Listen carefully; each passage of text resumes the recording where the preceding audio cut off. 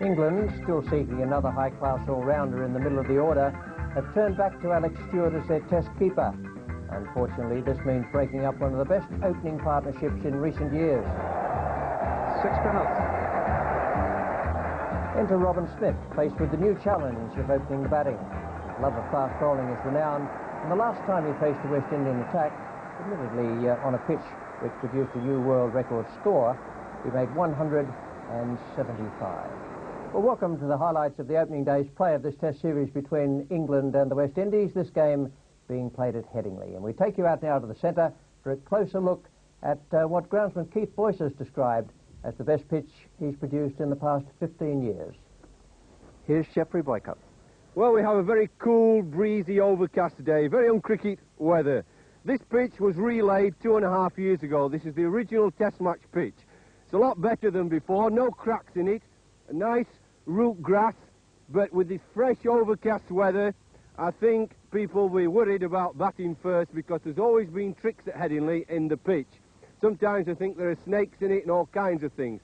I think this new pitch, relayed, will play a lot better than the old pitches. A little bit more pace, a little bit better bounce. All in all, I think a better Test match pitch. So we're in for a great Test match. And Tony Lewis was out in the middle to meet both captains as they tossed the coin. Your toss? Hands in England. Bigger than. Heads it is. Well, Richie, smile on your face yet again. You've won the toss yet again. Yeah, I seem to keep winning the toss. Whether that has an effect in the match, I don't know. I think we're going to bowl first here today and see what happens. Any problems making up your side? No, not really. We've left out Chandapur from our 12. Any worries about certain batters not in the runs? No, we never worry. We just go out there, enjoy ourselves and work hard.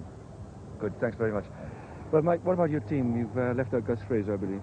We've left out Angus Fraser of our 12, yeah. We feel with 4 kind of seamers there, we'd like that little bit of extra pace with Evan Malcolm. And what about your new opening partner? Well, he's got a good record. He's a fine player of fast bowler, and I hope we hit it off first time round. You often say it's too cold to swing. Do you think it's too cold today? I don't know. Last year it was very humid and didn't swing. You never quite know at Headingley, but I'm not unhappy to be batting first. Good. Thank you. And confirmation of the two teams for this opening Test match now. England, Michael Atherton as skipper, Robin Smith to open, then Graham Hick, Graham Thorpe, Alex Stewart at number 5, Mark Ramprakash, Philip de Freitas, Darren Gough, Peter Martin making his Test match debut, Richard Illingworth, Devon Malcolm, and Angus Fraser is the one to miss out from the previously announced squad. Now for the West Indies, Carl Hooper is going in first with Sherwin Campbell. There's a problem there in the opening of the batting for the West Indies. Brian Lara at 3 and Richie Richardson 4, Jimmy Adams 5, Keith Atherton 6, and Junior Murray, the wicket-keeper, at 7. Then Bishop, Ambrose, Walsh and Benjamin, and Winston Benjamin is the one left out on the morning of the match. The umpires for this game, Harold Bird and Srinivas Venkatragavan, and the West Indies, to confirm that point, they won the toss and they put England into bat. We join play now with the first over being bowled. Curtly Ambrose is bowling it, and Robin Smith is taking a strike with no runs as yet on the board.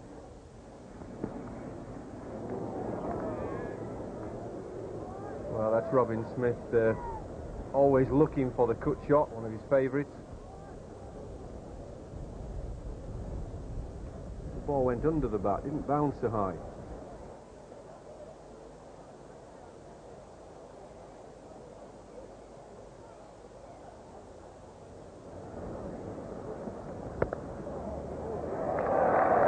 Four to go to the total. It wasn't quite an edge until off the middle of the bat either, but it's worth 4 to Michael Atherton.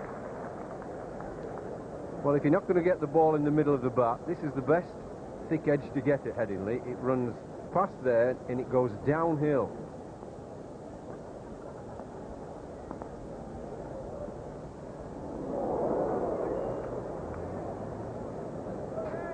Just discomforted Atherton and put him off balance for a moment. And that's a better short ball. You see, it went past, if he'd have stood up erect, it would have hit him round about the heart or ribs area, and he had to play it.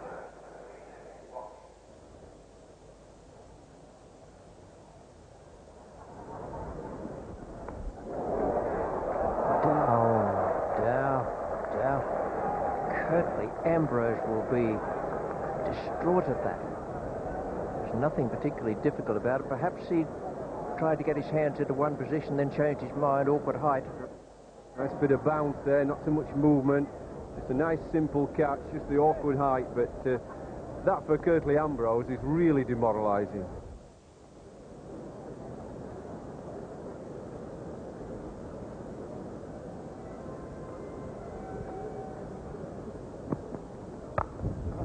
Oh, that's a beautiful stroke. Played almost without effort. Timing and footwork, just about perfect. Well, it was dismissive of the short of a length ball. No real pace in this from Courtney Walsh. It just sat up nicely.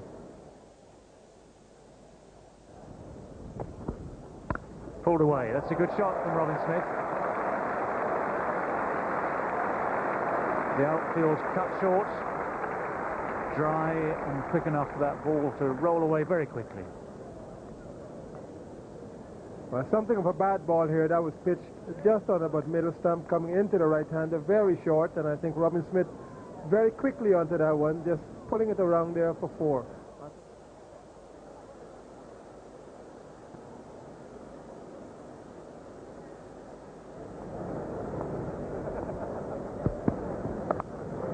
Fine shot. Really was cracked away. And that came right off the middle of the bat. And I think Mike Atherton here in a little bit of an unfamiliar role, a little bit wide, and certainly getting over the ball more than anything else and making sure that it didn't get into the area where it could be caught.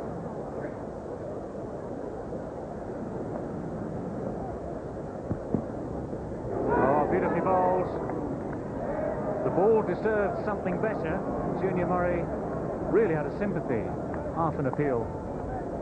I think this is the best ball that's been bowled this morning. That one took off. It actually leg cut there from Ambrose, and I think Mike Atherton was compelled to play just outside the off stump, missing the edge by a long way, but certainly a good ball.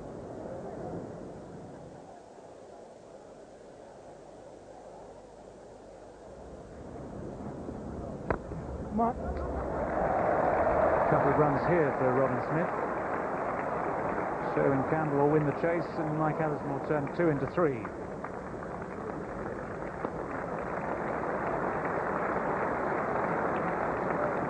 So it's been a quiet start for Robin Smith, uncharacteristically so.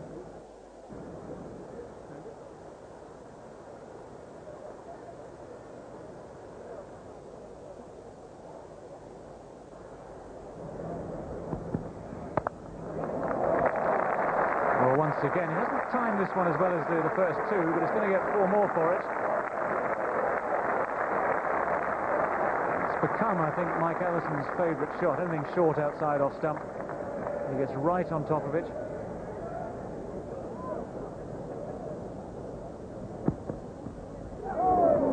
That's beautifully bowled. Cutting away from Robin Smith. Nothing he could do about it.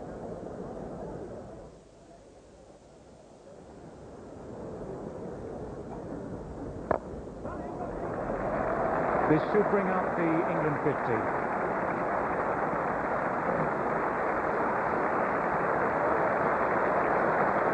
healthy round of applause from this Headingley crowd, marking the arrival of the 50 without loss for England.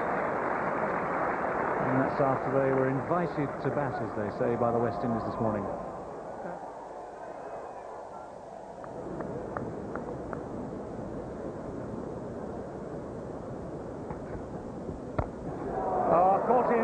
England's first wicket gone. Richard Richardson very safe at third slip, just had to give himself a little bit of room to go back with the ball.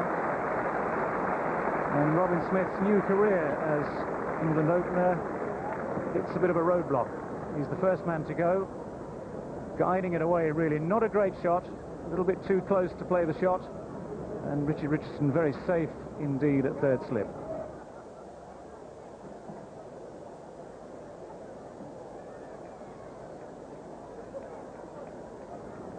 Yeah, very disappointing for Robin Smith. But Richard Richardson, well, righting the wrong of Carl Hooper earlier, and Robin Smith is gone for 16. England England's first wicket falling at 52. So Graham Hick comes to the wicket now, replacing Robin Smith for his first look at the bowling of Courtney Walsh.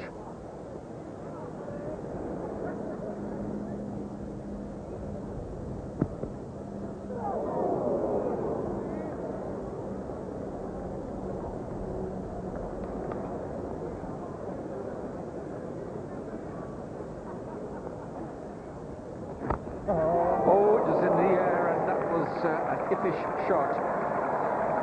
It flashed past Richie Richardson, who took an excellent catch, third slip, to dismiss Robin Smith, but that's the first false shot we've seen off the Atherton bat.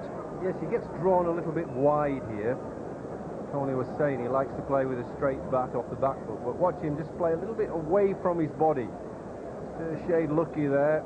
It would have been a great catch, but just after that slow motion replay, Michael just hit himself with his right hand, his glove. He was cross with himself for actually playing at it. Oh, that's a good shot. It was very close to the body, in fact. That was purely out of Graham Hick's locker. You might have found other people playing that much more in orthodox fashion, down to mid-off. I think what it shows, actually, because it's fairly close to him, it came back. It shows a man who's actually in good form and a man who's reasonably confident about his Test cricket now.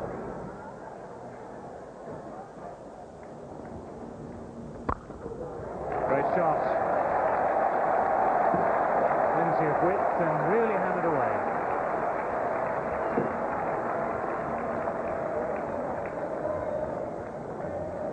Well, it's a gift ball here, short and wide, plenty of width, but to get the square cutting, just sits up nicely.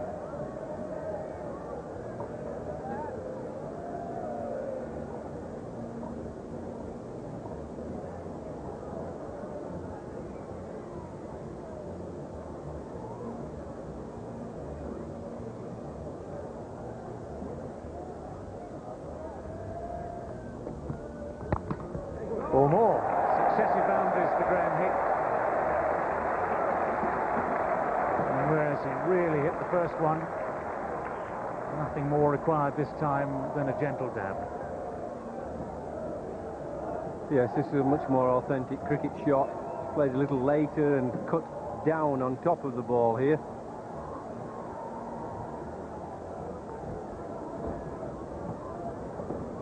Courtney Walsh to resume from the Kirkstall Lane end. Mike Atherton is the batsman.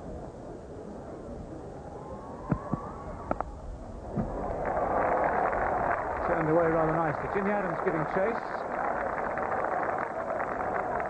Kenny Benjamin is the man coming round from long leg. And Atherton off to a comfortable start after lunch. 3 easy runs. Takes him on to 42.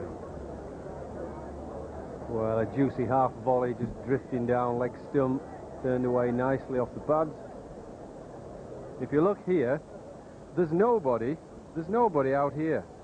There's no fielder at all. So it's very easy. They've got a man back here for the actual hook, but this is the area where Michael Atherton can play any sort of shot he wants and gets runs for it.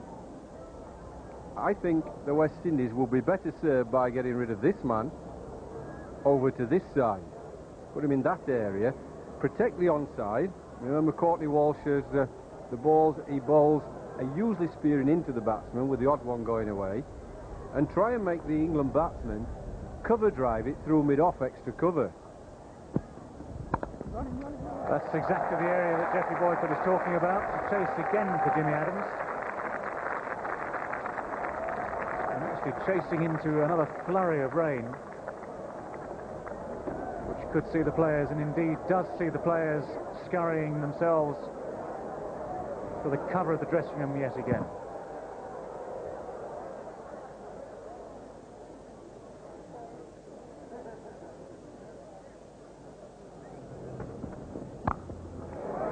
Brilliantly taken.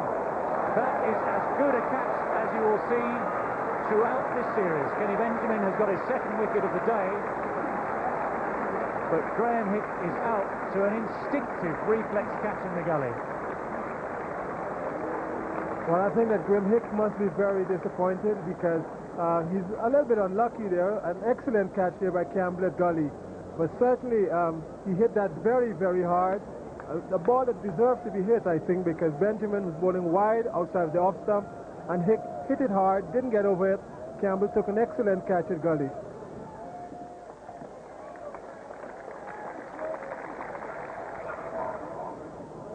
Well, Graham Hick is gone. Graham Thorpe is the man coming in at number 4. Now, just going back to that brilliant catch of Sherwin Campbell's, this is the high square vision at normal pace. Just gives you a clue how quickly it all happened. Although Sherwin Campbell was quite deep, he was probably 20 yards or so from the bat and just behind square when the ball was hit. It really was a brilliant catch. That's over the top and 4. Intentionally hitting the air by Mike Allison. That brings in his 50.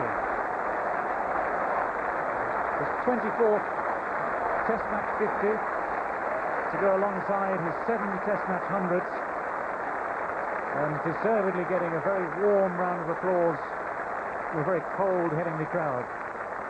And Mike Addison continuing again from where he's left off in the one-day games. He's batted quite well here. He's had a couple of problems. A few balls beat him, but all in all, he's done quite well. He's not given up the chase at all. He's just allowed himself to settle in. He's concentrating quite hard. He's not even smiling, actually, when he got the 50. He was just concentrating, knowing that he's got to carry on. That's brilliantly bowled. The shouts go up from behind the stumps. Third umpire Venkatraghavan shakes his head. And guess what? Time for the rain to come down again. And no sooner has the appeal been turned down, it was very close to the outside edge. Might just have flicked a bit of back leg or pad or something.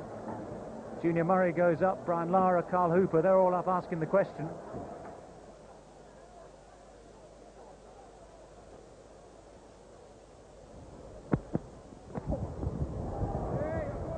Not brilliantly played by the England captain, but deceived by the fact the ball didn't bounce that time as much as he expected.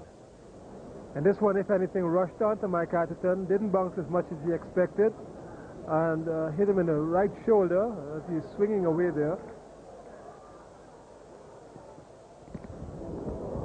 Full toss, he didn't see that. As often happened at Headingley. Full tosses, low full tosses can be one of the hardest balls to pick up. Yeah, never saw it.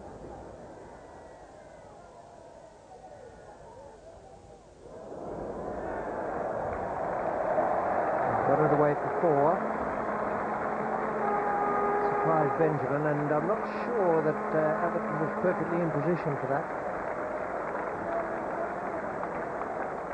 No, I don't think he was, Rich, but he's playing so well and he's so confident that I think he fancies his chances almost against anybody at the moment. And that's the 100 up for England. Thorpe is 2, Atherton 59 from just 91 balls. That's a good effort. Nice brisk scoring there.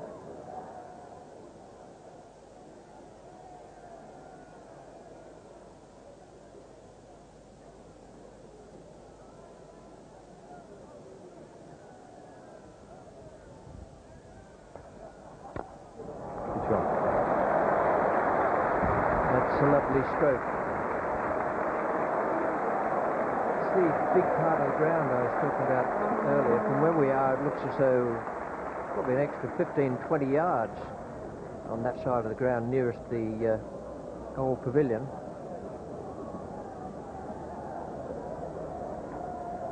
And he really moves into this, gets the weight of his body, the balance forward, and then keeps the bat going through straight.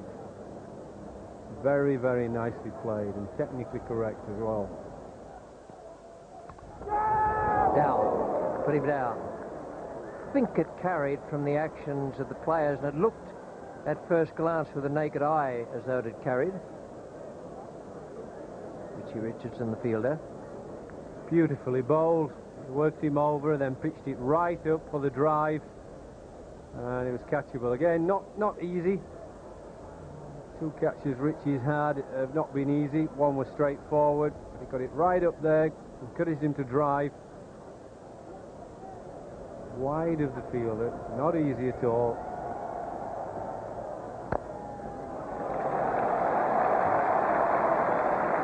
Not quite timed as Atherton might have wished. Atherton, the fielder.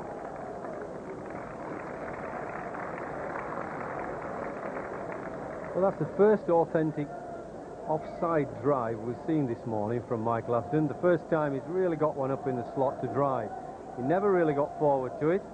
He's just in good form. The back keeps coming through straight, but the left foot never gets really forward much.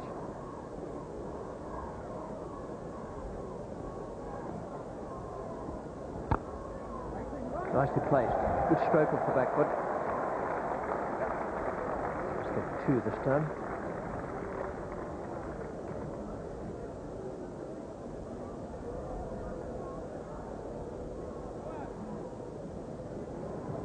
(113-2), and at lunch the score was 64-1. Atherton was 39 and Hick 4.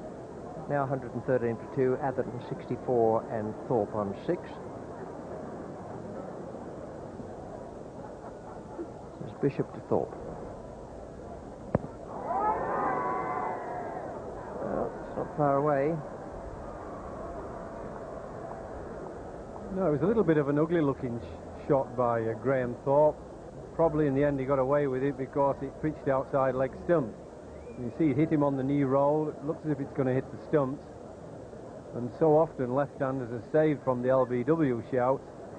Of course, from right arm over the wicket, the ball tends to pitch just outside leg stump, or at least it does in the umpire's mind. That's a bit of a chase for Richie Richardson. The outfield is quite slow today. That's because of the rain, heavy overnight rain here at Headingley. Crowd have been forced to intersperse their cricket watching with bouts of sheltering from the weather. I bet you not too many are going to take their coats off before the end of the day. That's gone through very low.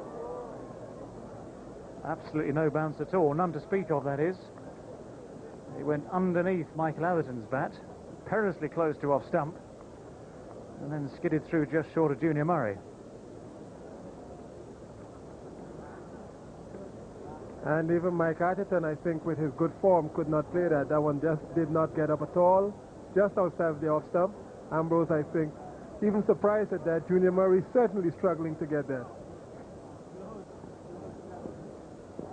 Mike Atherton survives. He can allow himself a wry grin, almost in celebration.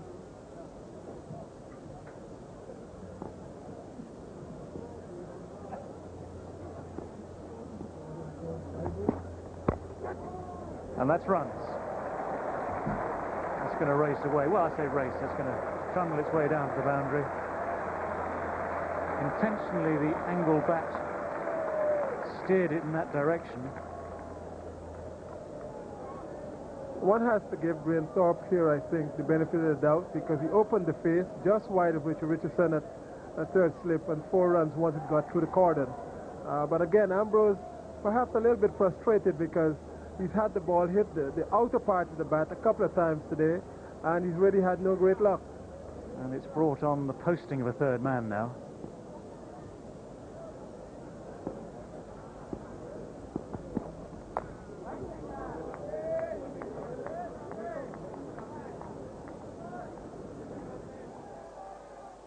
And memories of those squalls that flew across the ground earlier recede.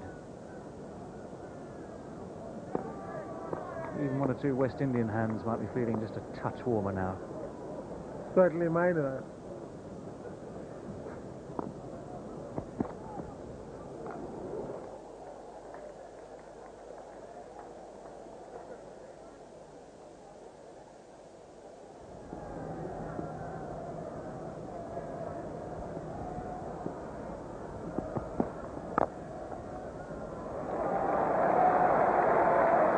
Beautifully timed by Graham Thorpe.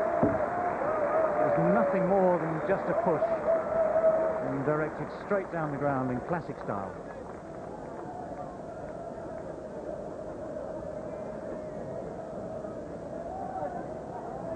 Nicely timed here by by Thorpe, just getting the bat, maybe just touching it a little bit and just using the pace of Curtly Ambrose to get that back past him for 4.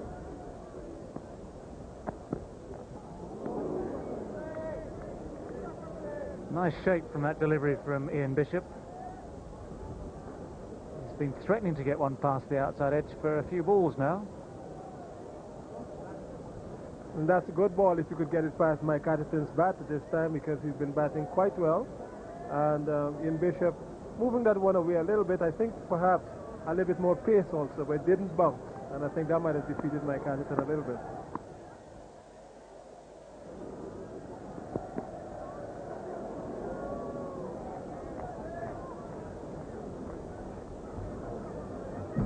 Ambrose here getting one to take off a little bit to Thorpe. Thorpe was beaten, I think. He pulled the bat away eventually, but I think he played at it. And after the ball had passed, he allowed it to look as if he had pulled the bat away, but that one just hit and bounced, cut away from the left-hander.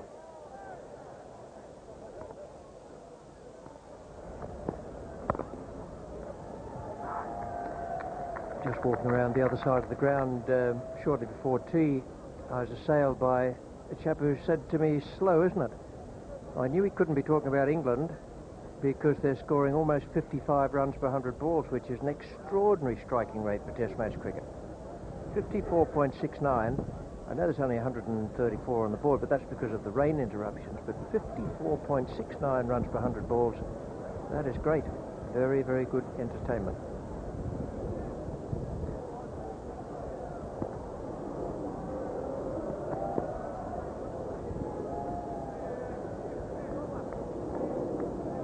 Very well bowled by Ian Bishop by pitching the ball up. Don't mind these short balls and bounces. Get it up there on a length.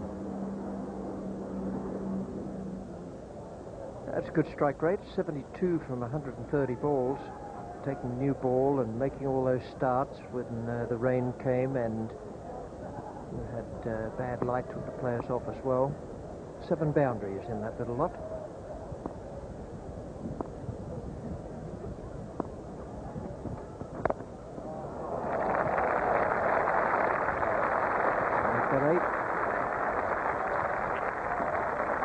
Well, that's been typical of the West Indies bowling today. I felt 3 very good balls on a length, on a line, outside off stump, and then this, you see, it's too straight. It's drifting onto leg stump. The keeper's already going down leg side, and it's just an easy bread and butter ball, is that?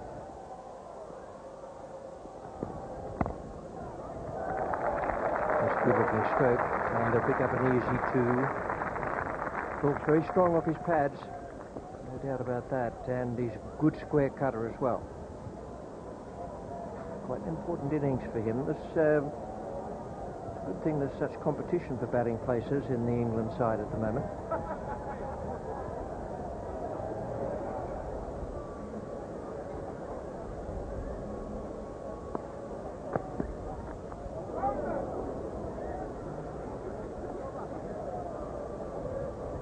Every time they pitch it round about a decent length, that's the time when they've made the batsman play a miss. The defensive shot, not too short at all. It's only carrying there comfortably, waist height for the keeper.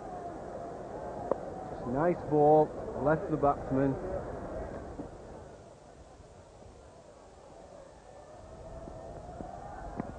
Oh, well bowled, Ian Bishop, and he's given him. Round the wicket, Ian Bishop has appealed for LBW, and the tactic has worked straight away. Umpire Venkatragavan raises the finger.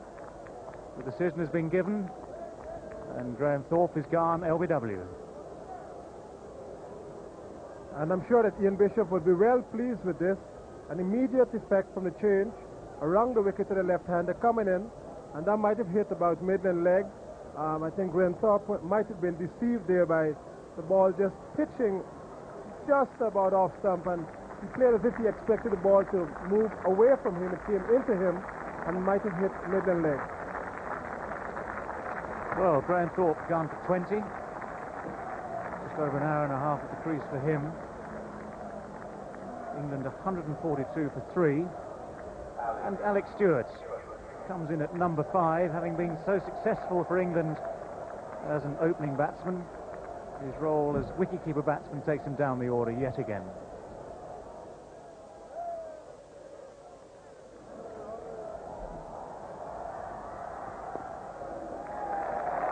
That's nicely timed off the hips.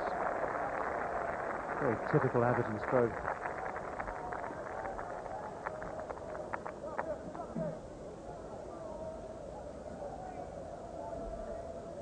And I think if there's a problem with Kenny Benjamin, it's this. He bowls one ball just outside off stump and then bowls another one coming into the right-hander.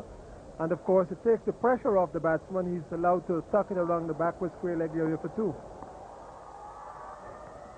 Oh, that's got him. Nicely taken, very safely taken by Junior Murray. Got both hands to it, just rolled over with the ball to make sure. And that's 2 wickets in 2 overs for Ian Bishop. And a very fine innings by Mike Allison finally comes to an end for 81. A really good innings here by Mike Atherton. But again, getting a furler of a ball, it's moved away from him. And I think he had no choice but to edge that one. And Junior Murray took an excellent catch. But Mike Atherton, again, more or less the mainstay of England's batting here, 81, 212 minutes. A great effort, I think, under the conditions because he had to stop 3 or 4 times just for rain. It was a nice delivery from Ian Bishop, delivered from just a little bit wide of the crease, and just enough to take the outside edge.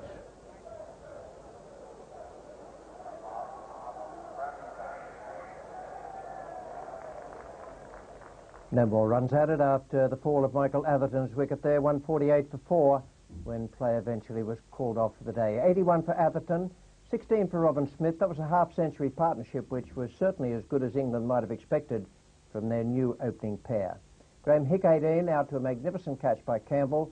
Thorpe out for 20 LBW, and Stewart and Ramprakash have had no time really to get going. 12 extras, 148 for 4. And the bowling figures for the West Indies: Ambrose none for 28 in 12, Walsh none for 46. And the wicket takers, Bishop, who started to work up a good head of steam towards the end, 10.1 overs, 2 maidens, and 2 for 16. And Kenny Benjamin, I thought, bowled well once again. He's underrated, that guy. 12 overs, 2 maidens, and 2 for 57. So a very good fight back by the West Indians. England looked at one stage as though they were getting on top. West Indies came back at them. And here's the England captain now, talking with David Gower. Mike, congratulations yet again. A fine innings, 81. But the situation at the end of the day, 148 for 4. Could be iffy, could be good. What do you reckon? I think honours were probably shared during the day. There's a bit in it for the bowlers. It was a hard day all round with plenty of stoppages. I thought we were in a good position at 140 for 2, and it was a shame to lose 2 wickets before the close. We talk a lot on television about the effect it has on batsmen's concentration with all these stoppages. How much of an effort is it to restart every time the rain comes?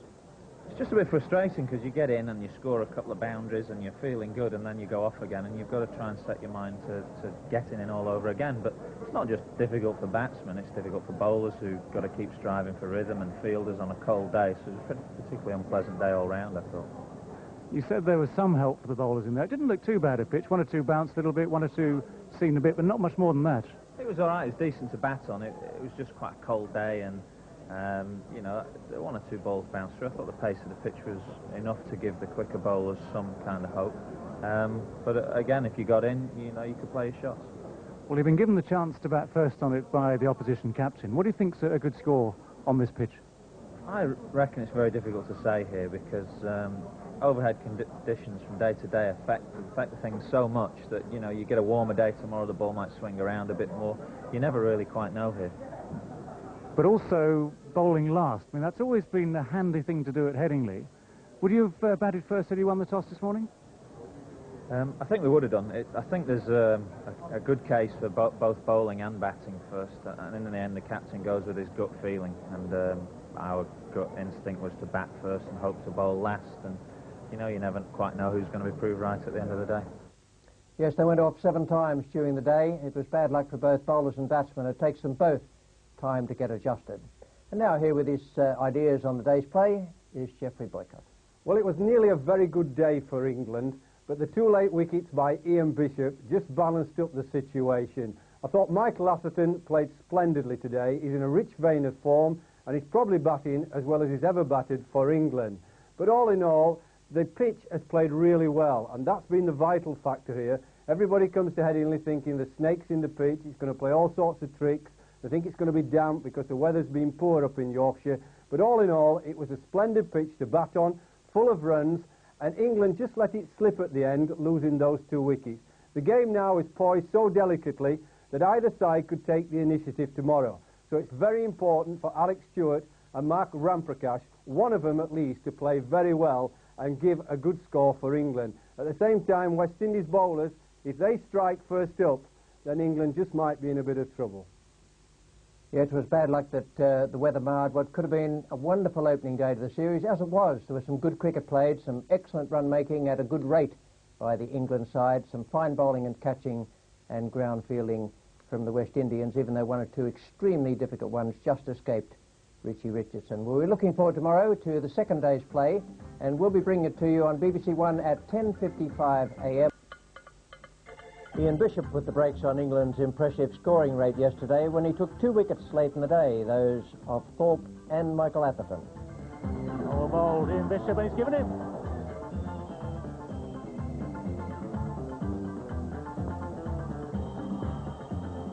Oh, it's got him. Nicely taken, very safely taken by Junior Murray.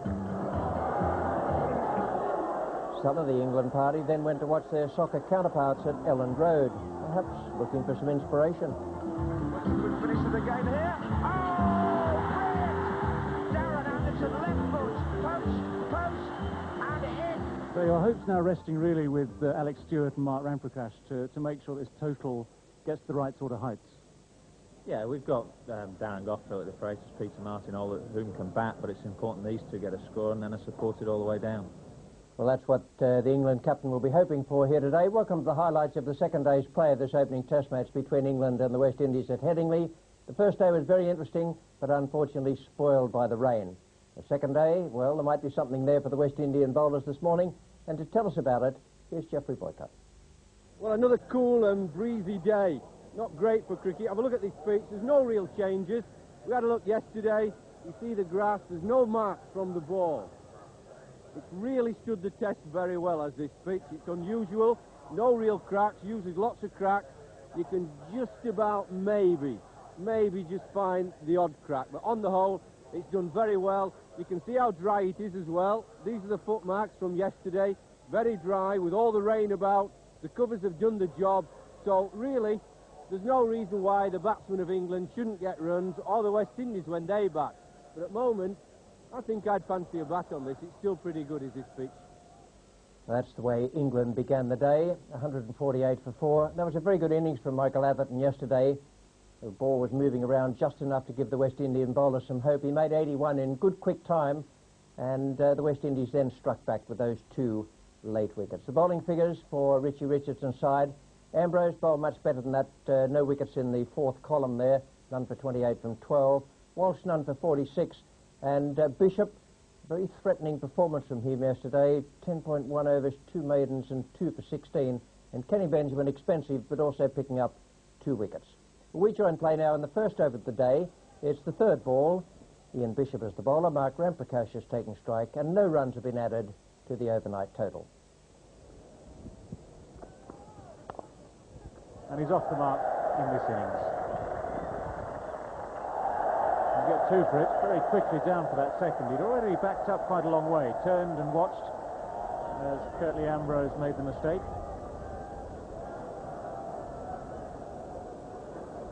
And the 150 comes up in the process.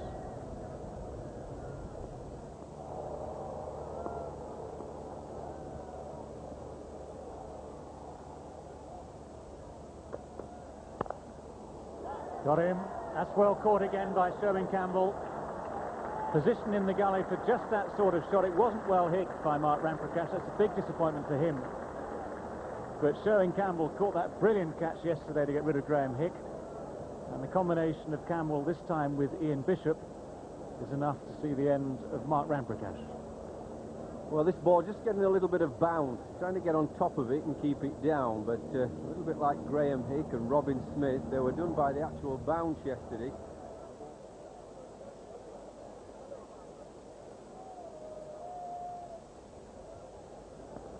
Darren Goff will be inside the players' area. Down to come in next. That's straight and out. Well bowled. Beautifully bowled by Ian Bishop. A little bit of a way swing there, and beautifully taken, very easily taken at second slip. Alex Stewart has gone. England's middle order have disappeared in a trice. Well, they've earned that, both bowlers, and I said both bowlers because Kirtley Ambrose bowled a really good pressure over from the other end, and Alex Stewart, not a particularly distinguished shot, no great feet movement, he sort of got turned round working it on the leg side. But Bishop and Ambrose have bowled well this morning, the ball tight, they've not given any loose balls to the England batsmen, so they've not been able to get going.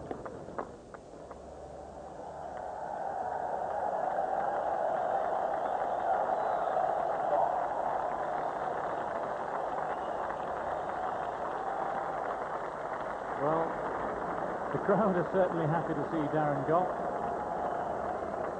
He's become a very, very popular figure in a very short time up here in Yorkshire. And of course, around the world. The Australians really took to him in the winter. All England looks to him for great things.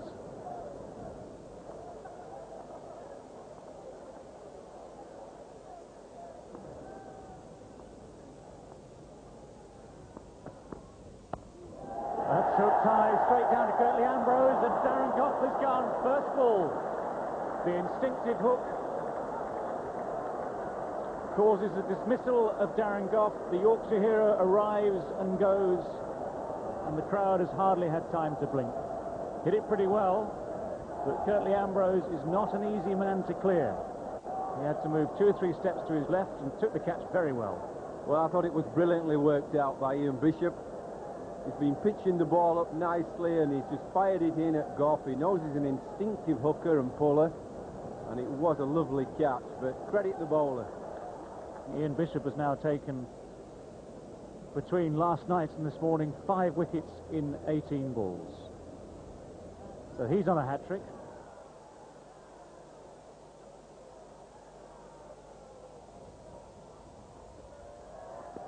There's the length, and just past the outside edge.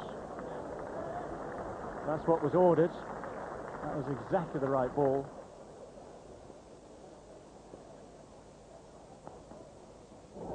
Very ambitious, and he's got in. Eventually the decision comes.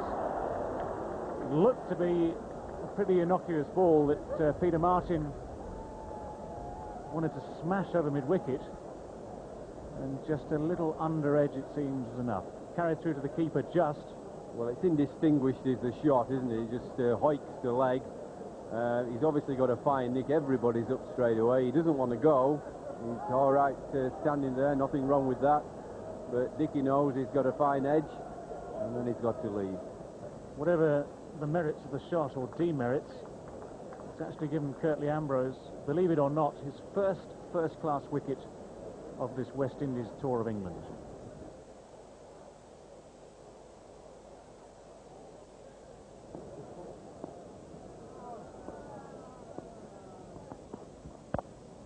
There's a good shot.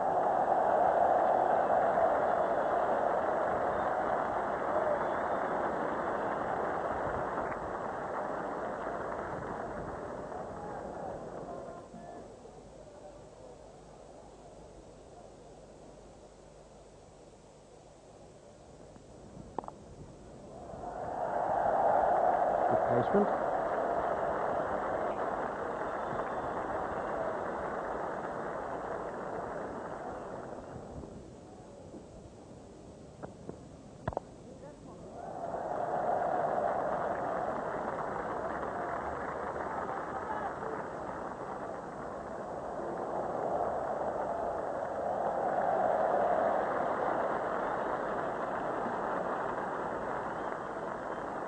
Nice smooth stroke, and well run also to pick up 3 there.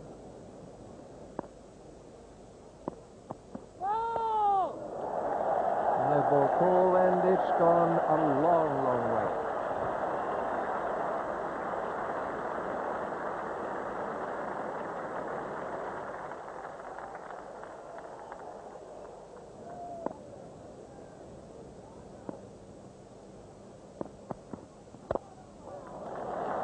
stroke before. Once the ball starts running away in the direction of the city or what was the old member stand, it gets going downhill, and it's almost impossible for the fielder to retrieve it.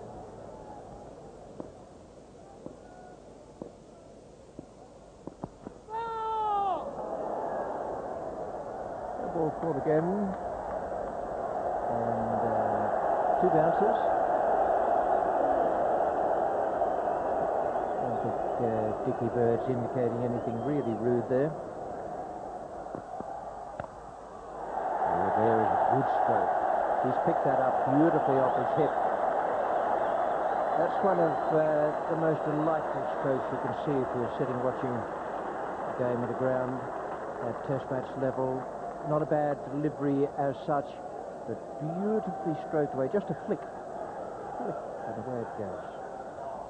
3 partnerships of the innings so far. 3 quite good ones at the top, and all of a sudden you've got to go way down to pick up anything else in double figures. 35 for De Freitas and Illingworth at the moment.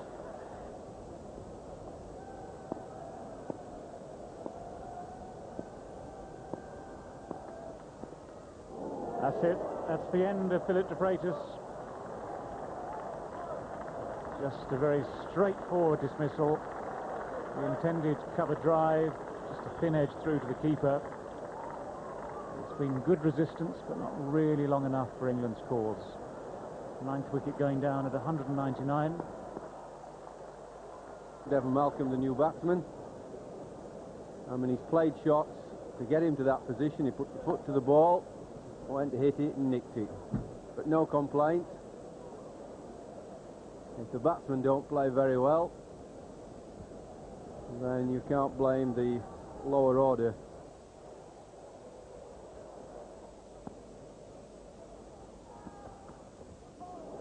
Oh, it's daft, isn't it? Yeah, it's right. It's daft, isn't it? Brian Statham was right. When he used to get numbers 11 in, he used to say, listen, it's much easier to bowl them out instead of trying to bounce them out. Yeah. Kirtley's right. Yeah, go on, tell him, Kirtley. Yeah. He's a senior bowler, tell him. And he is, look. With a bit of humour as well. I'm not sure how seriously you take Kirtley's words of advice there. Devon Malcolm very much a target in these first 3 balls of his innings. And I must admit, we've seen bowlers pitch it up to him. We've seen the swipe being used to good effect before. Not this time. 3 balls to soften him up. The straight one pitched up there on off stump. Devon Malcolm knows that his main role in this England side is very much with the ball in his hand and not with the bat in his hand.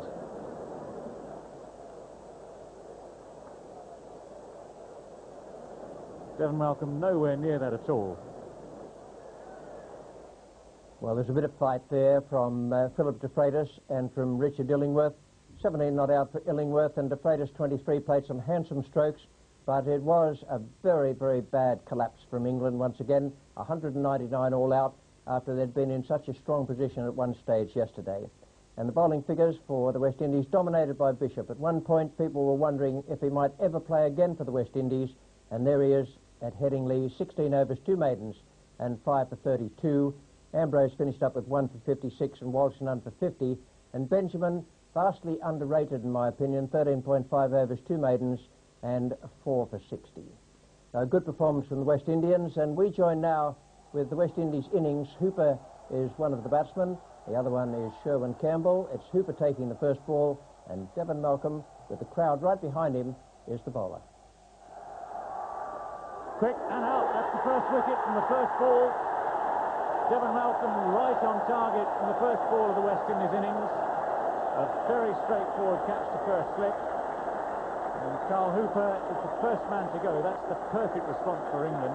The crowd on their feet, as you'd expect. They were hoping for something to happen. They've seen a disappointing batting performance from England this morning, but they fought straight back. And West Indies, none for 1. Well, another middle-order batsman tried at opening who's failed. It's a different ball game up front against that new ball. Robin Smith found that out, and now it's Carl Hooper. I thought it was an innocuous shot. He really didn't do anything, Carl. didn't really play at it with any great conviction. And Brian Lara, well, he's at the crease, or on his way to the crease, a lot earlier than he would have hoped. Didn't really look as though he was even ready. The arm guard is yet to be positioned properly. He smacks the helmet on top of the head. Up goes the arm guard.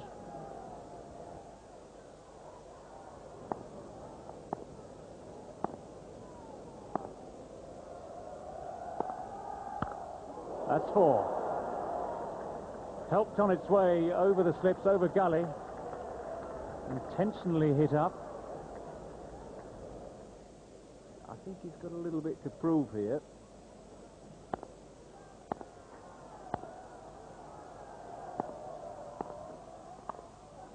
Well, that's cut away, and although the third man had been posted following the previous shot, once again in the gap, and it went so quickly that Philip de Freitas had no chance of cutting it off.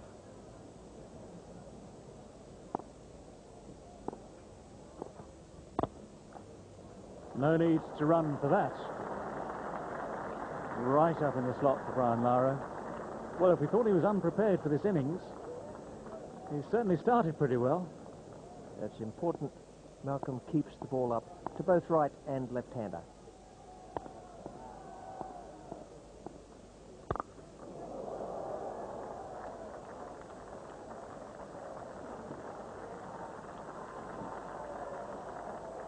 It wasn't up. In the end, Campbell needed some sharp footwork to keep himself away from the stumps.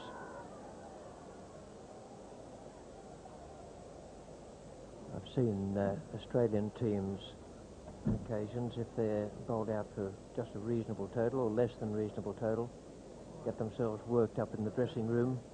The bowlers come out and bowl a bit more with their arms than they do with their brains.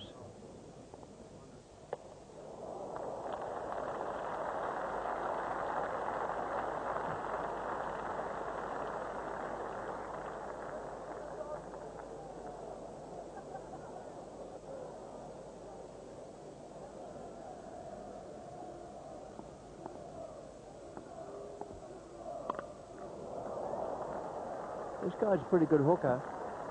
The message hasn't got through yet to those who are planning the England tactics. But Sherwin Campbell's not phased at all by the short ball. 33 for 1. You might think that we've been going for 40, 50 minutes. We haven't. We've been going for 3 overs.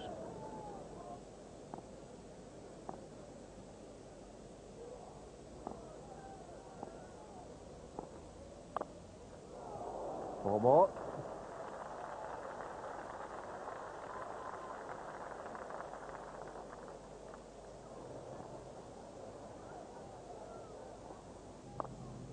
Four more. Well, Goff looks frustrated, but he hasn't got in the right position.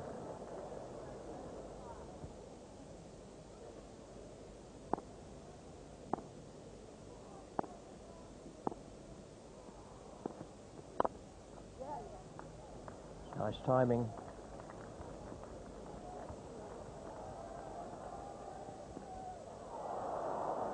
Such good timing, in fact, that it's gone through to the boundary.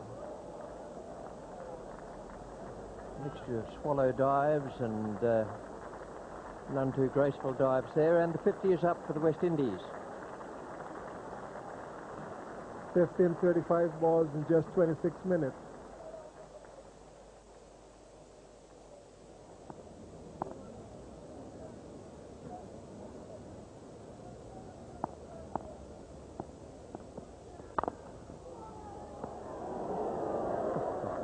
Yeah. I've seen some extraordinary singles in my time, but that goes high up on the list. First ball after lunch. Peter Martin is the bowler. Brian Lara taking strike. And he's starting after lunch where he left off just before.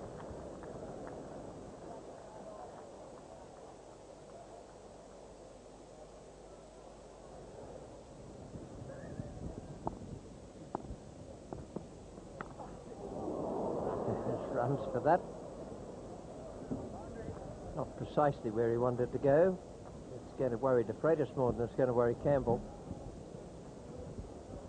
Yes, I think Brian Lara just had a little word with him here that it was a little bit of a rash shot, that he was pulling it from a ball that was a bit too wide to be pulling.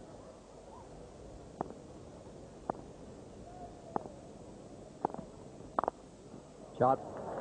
Beautiful straight. Half volley, and Lara dealt with it quite magnificent. A half century for Brian Lara. He's made 51 not out from just 40 balls faced.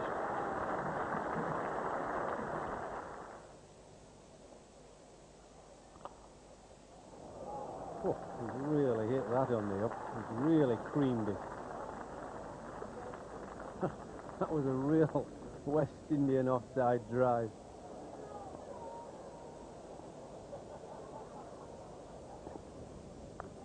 Oh, it's got in. There's your mistake.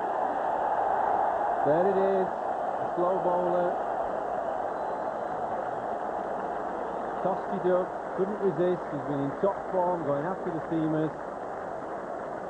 And nice for Michael Atherton, as well as Richard Illingworth. Nice for the captain to change the tempo of the game.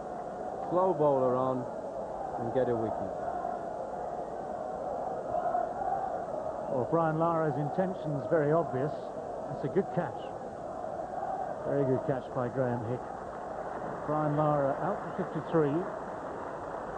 Really giving rein to impetuosity there.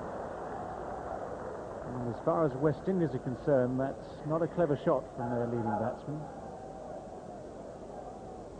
Jimmy Adams replaces him. Another left-hander comes in.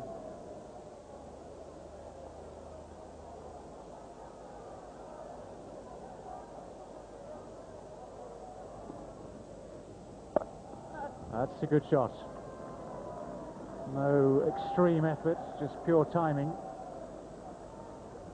And that's a nice way to get off the mark.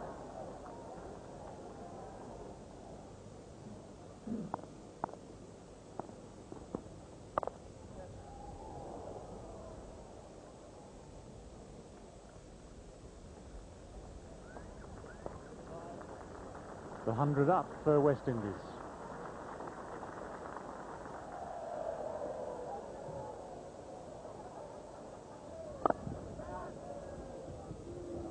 It's beaten the dive. Jimmy Adams would have been happy for one. Instead he gets four.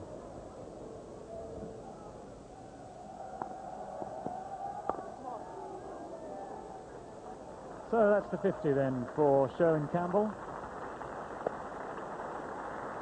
Good performance from him on his debut in a test match in England.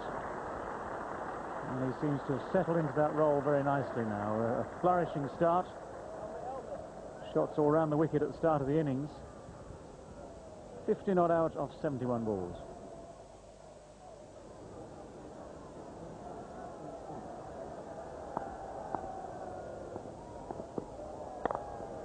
Cracking shot. Perfectly placed. 4 runs. Gets so much time there.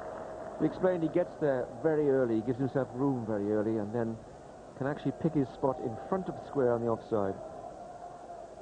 A change of bowling now. Malcolm comes to replace Peter Martin.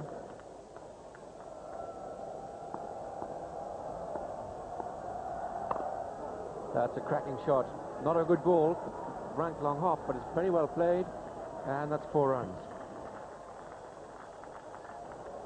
He's never got anything up on a reasonable length. That's another fine shot. That's 4 runs. There's a long run round the boundary for Richard Illingworth. Well, it's another short ball again. He didn't quite hit it perfectly.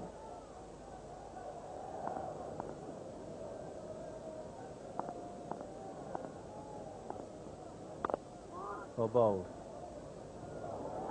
Oh, good throw.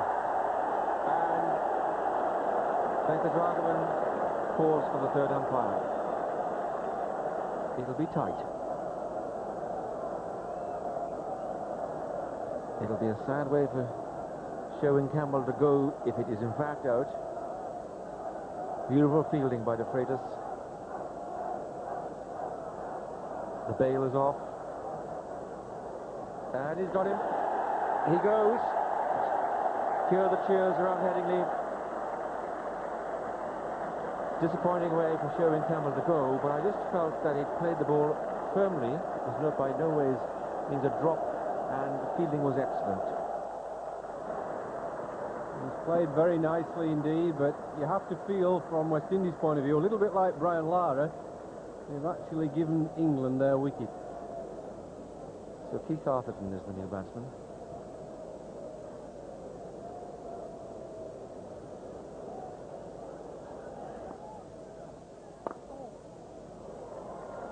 It's a very good shot. It wasn't all that short. It just shows what a dangerous player Jimmy Adams can be. Waits and waits and waits and plays defensively, and then suddenly launches himself at a ball like that.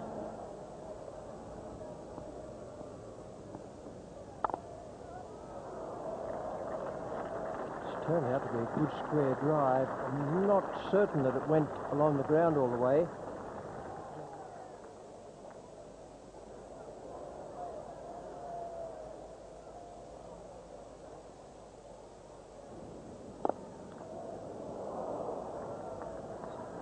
In the air and just wide of the bowler and between bowler and mid-off.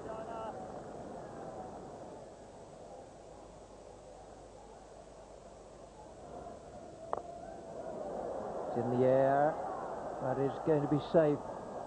Beaten in the flight again. Illingworth has bowled pretty well here today. He's mixed his flight, slightly quicker deliveries and then subtle changes of pace.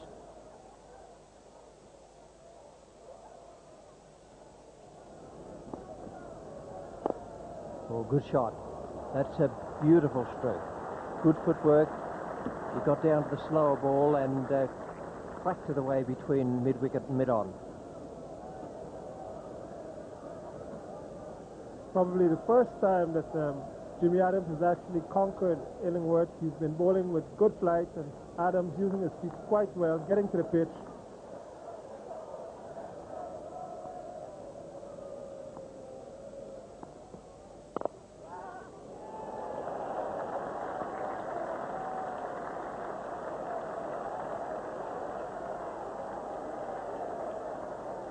There's the good over for Jimmy Adams, going up towards tea time, and also up towards the England total of 199.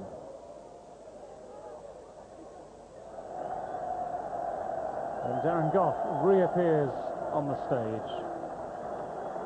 Once again, warmly applauded from the terraces here at Headingley.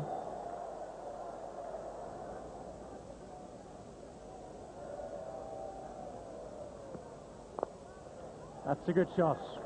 Nicely struck. And this gives Darren Gough a chance to loosen the limbs. No chance of cutting it off, but chances to stretch the legs. Try and get some warmth into that body of his.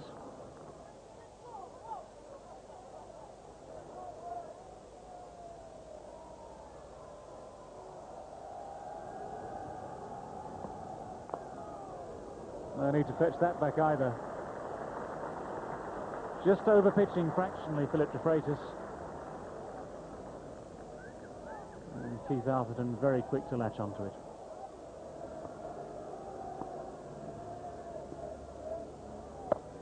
Oh, great shot. Just too short. And plenty of time for Jimmy Adams just to rock back. Those shots are all about timing.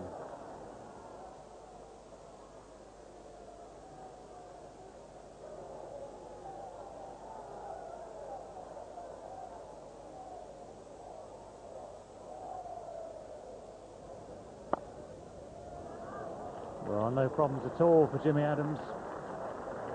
He's proven today already that he plays that shot very well. Every time that Illingworth has dropped it just a fraction short and wide of off stump, it's hit virtually the same boundary board every time.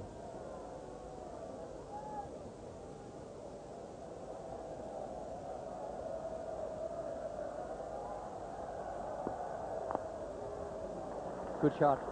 Outfield's quickened up. The effects of yesterday's rain have passed off. And the batsmen getting full value for their runs now.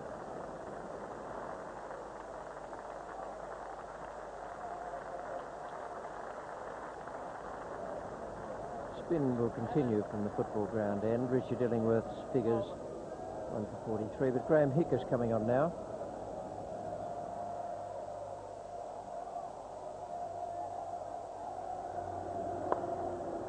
That's a great shot. The field is set very, very well for Graham Hick, and that wasn't a bad ball, and he's got it away between backward point and square point with the most beautiful stroke and timing. Darren Gough has been off the field for a considerable time and has come back on now.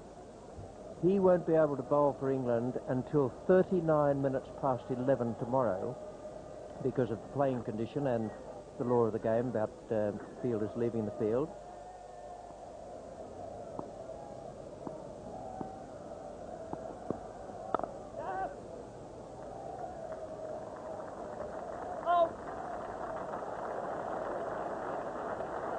Very good innings from Jimmy Adams, a half century for him. He's played really well.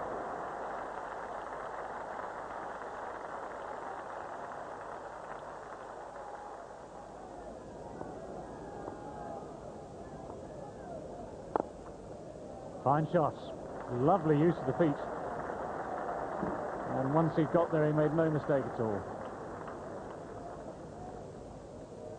Yes, he's an awkward player to bowl at, Jimmy Adams. He plays defensive, and you begin to think he's maybe just a blocker, and then he just suddenly has lovely footwork, dances down, and it's 4 runs. He's a top-class player. Top edge, and that's a great catch by Peter Martin. Sweeping away towards square leg, and the great thing about that is at the start of the over, Graham Hick had just brought Peter Martin in by 10 yards from his position closer to the boundary. Just a minor misjudgment by Jimmy Adams as he went for the sweep shot, looked to have it under control. But the ball just bounced that little bit extra, took the top edge, and then Peter Martin coming in from square leg held it just inches off the turf. So the wicket that England have been seeking for some time now has come, and this is how it happened. Yes, the thing about sweeping is that you've always got to try and sweep down onto the ball so that you don't get the top edge. It happened to be a very, very good catch in the end. So a great catch for Peter Martin, a wicket for Graham Hick. And West Indies have lost their 4th wicket at 216. That's a lead of 17 that they have at the moment. And Richie Richardson has made his way out to the centre of the field.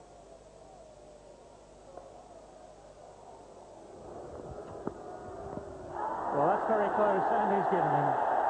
Dead straight from Peter Martin. That one didn't swing away from the batsman. Richard Richardson has gone. LBW to Peter Martin without scoring. And so the West Indies captain's personal run of very poor form continues. Well, it's just a well-pitched up ball that he plays right across it. So he sticks the leg outside the line, just plays right across the ball. He's always played like that. He's had such great hand-eye coordination. But as you get older, it's not so easy to keep making test match runs like that. You really need a pretty decent technique to fall back on. Yes, any youngster watching, you should never really put your foot on the line of the ball because the bat has to come around the pad. New batsman is Junior Murray.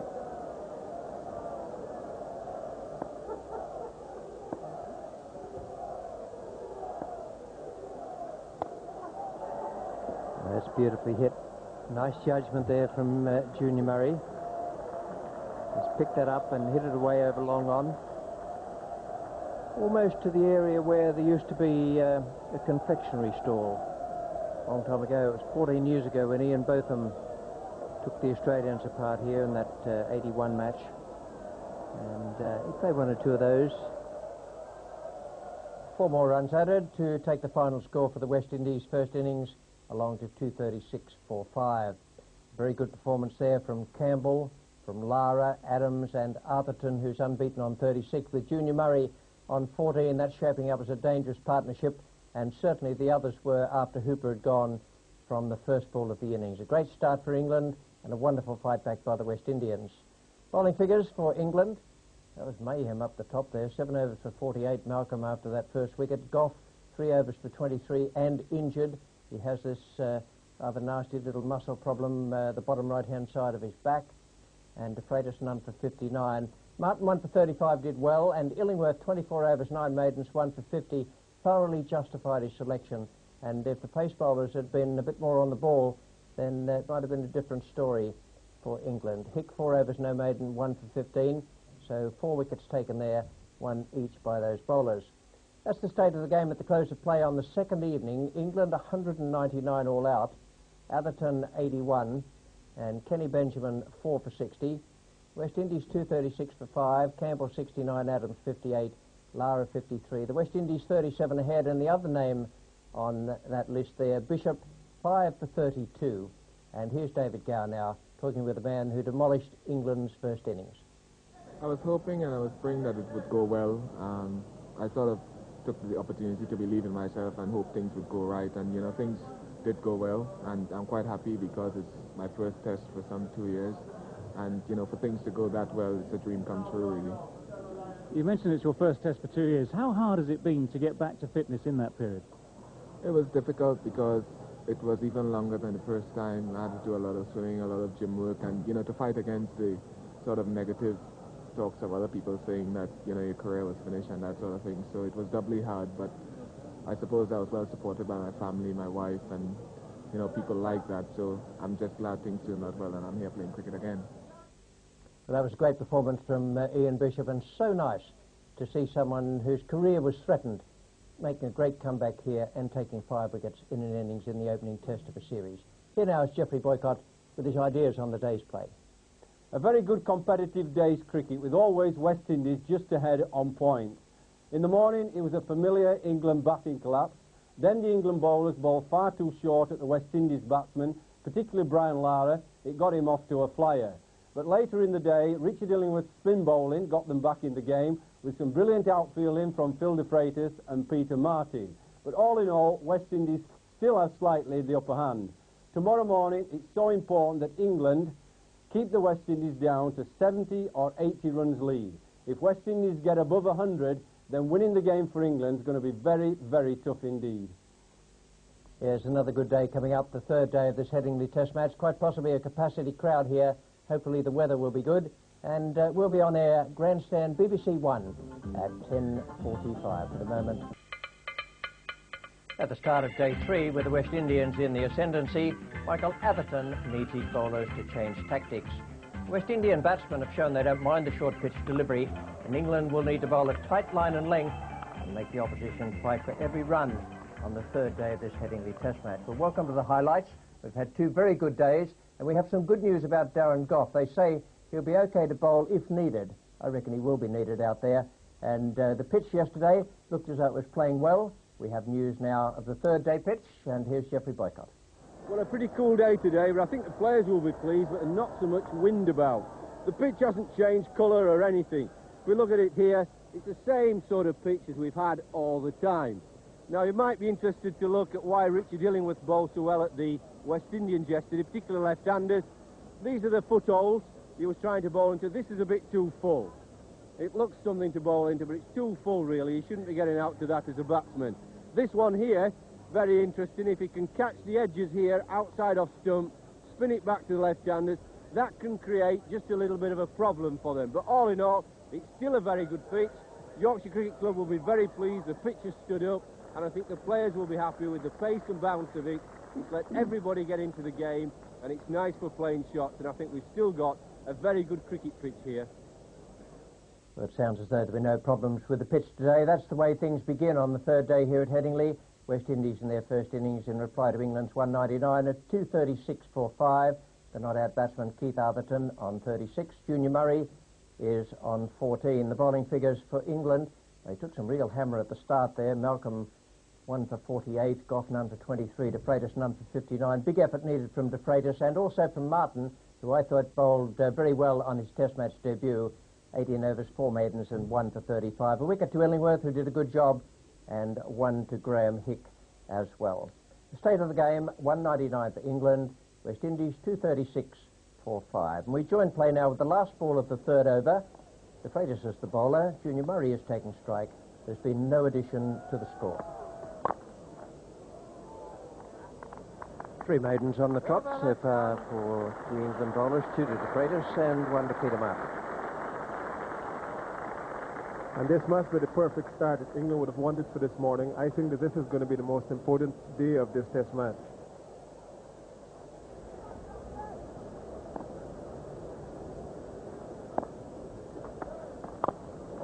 In the air but safe, and it's beaten the man at mid-off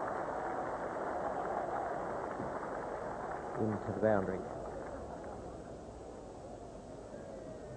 Good firmly hit stroke. In the air but safe, and perhaps a little bit impatience by Junior Murray. There's still 3 days to go in this Test match. No ball called by umpire Bird. Now then, Philip De Freitas is wanting some field changes from Michael Atherton.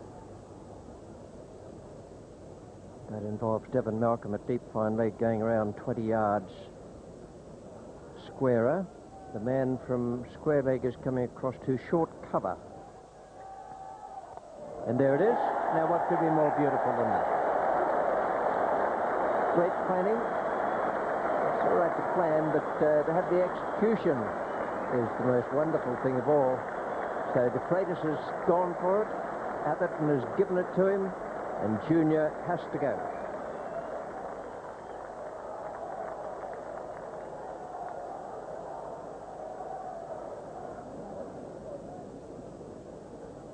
.243 for 6 now. Ian Bishop is the new batsman, so already it's a good morning for England.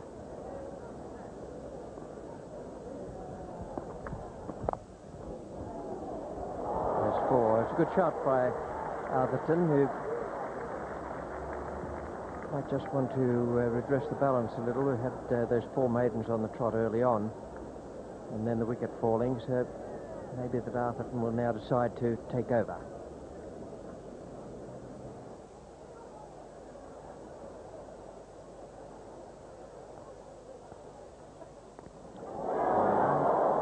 Away, but gets away with it. That's good bowling again from De Freitas. He really has bowled a much better line this morning. Just a fraction close to the stumps. He's kept the batsman playing at the ball.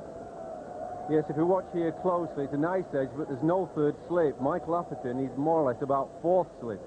You see him 4th, maybe even 4.5.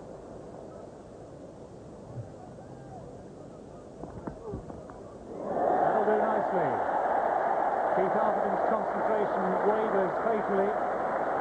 Well bowled by Philip De Freitas, just drew him into that defensive shot, pushed the ball across him. And a good little catch to complete the dismissal too. Well, no disgrace in getting out to that ball. That was a pretty good delivery by Phil De Freitas. He's had a good spell this morning. Kept the batsman under pressure. No loose deliveries.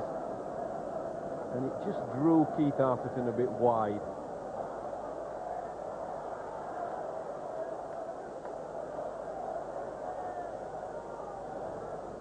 So England have done well this morning. 254 for 7, the West Indies. Their lead is just 55.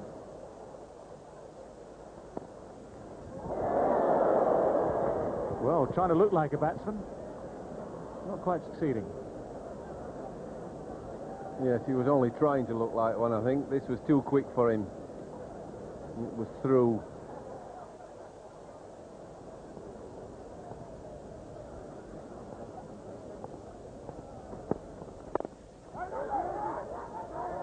Trouble now, Devon Malcolm at mid-on, and England have taken another wicket. It should have been a very simple single indeed.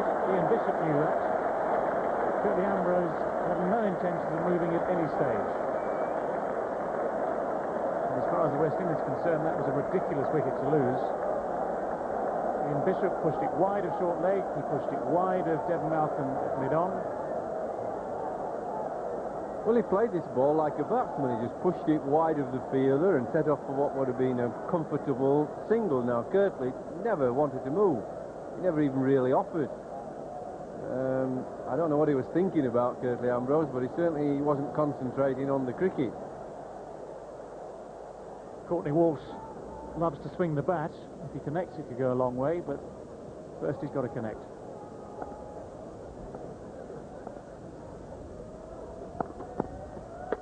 Well, I'm not sure what that's come off. It was a lot quicker than the previous delivery. I think that's come off the helmet or something. There was a little bit of a clatter as it went through. The hook shot looked good. No, I'm pretty sure that hit the helmet. I mean, tail end is hooking. I mean, dear oh dear. It was lucky, 4 runs for West Indies, that's what matters.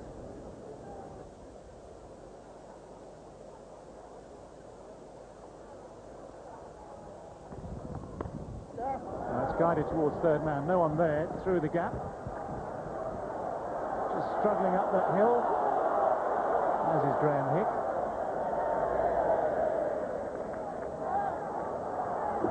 They've come back to the fourth, so good running from Courtney Walsh. Ambrose and Walsh. They're in the situation that they've saved West Indies with their bowling on many occasions, sometimes called on for batting exploits as well. And here's a good example. I've seen Curtly Ambrose be very, very frustrating for opposition bowlers. Seen him do it on several occasions to the Australians. Block, block, block, and block, and then smash. New ball is due. But does Harold Bird have it?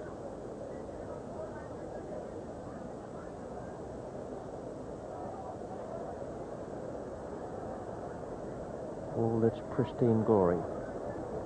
That's only Dickey.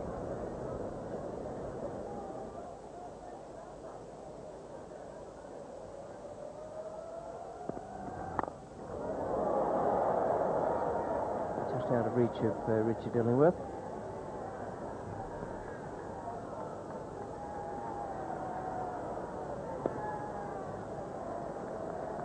Need to be very careful, England, here, or things will get away from them. It's good cricket from Ambrose and Walsh. Highly agricultural, but highly effective, Ambrose.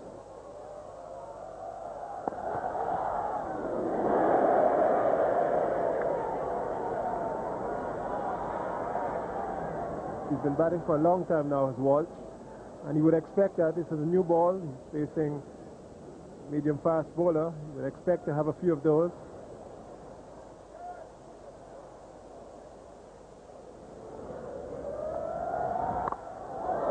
It's a steepler.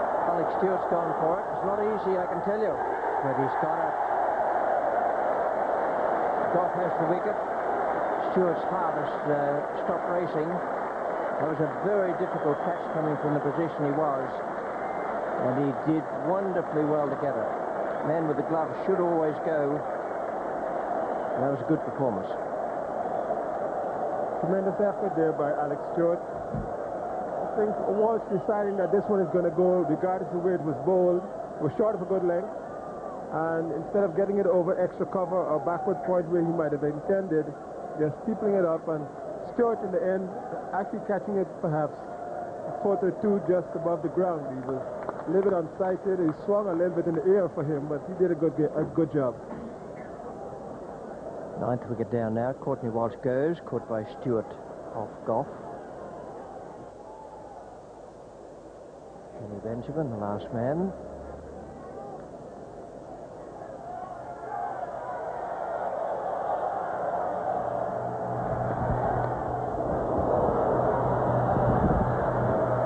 Stewart had absolutely no chance with that. 4 byes signalled by umpire Venkatragavan.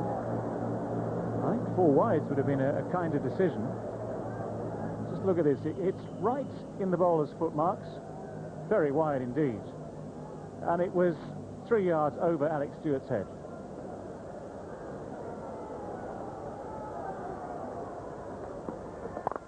That's swatted high in the air. It's going to be the final West Indies wicket. Comfortably taken. Darren Gough in on the action again. Ambrose making some space, expecting the ball to bounce perhaps closer to him, and just succeeding in putting it up to the man at straightish mid-off.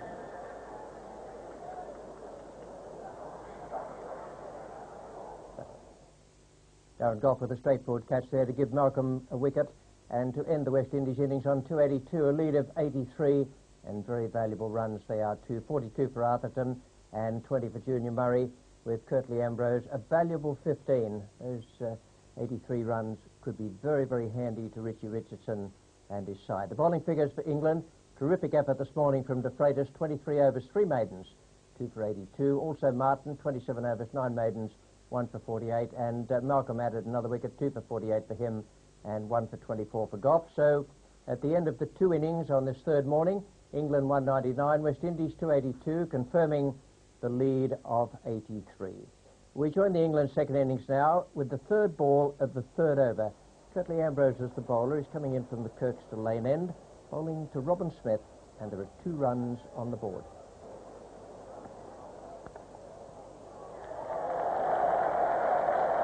That's really just been allowed to run off the outside edge, the outside half of the bat. It's just a frustration for Curtly Ambrose. It wasn't a bad ball, just short of a length. See, I must say that knowing heading as I do, I think that getting a thick edge like that, you're better off as a bowler having a third man, because you'll not catch that down that hill. That's got him. That's gone straight to Keith Atherton at cover. It was hit pretty well by Robin Smith.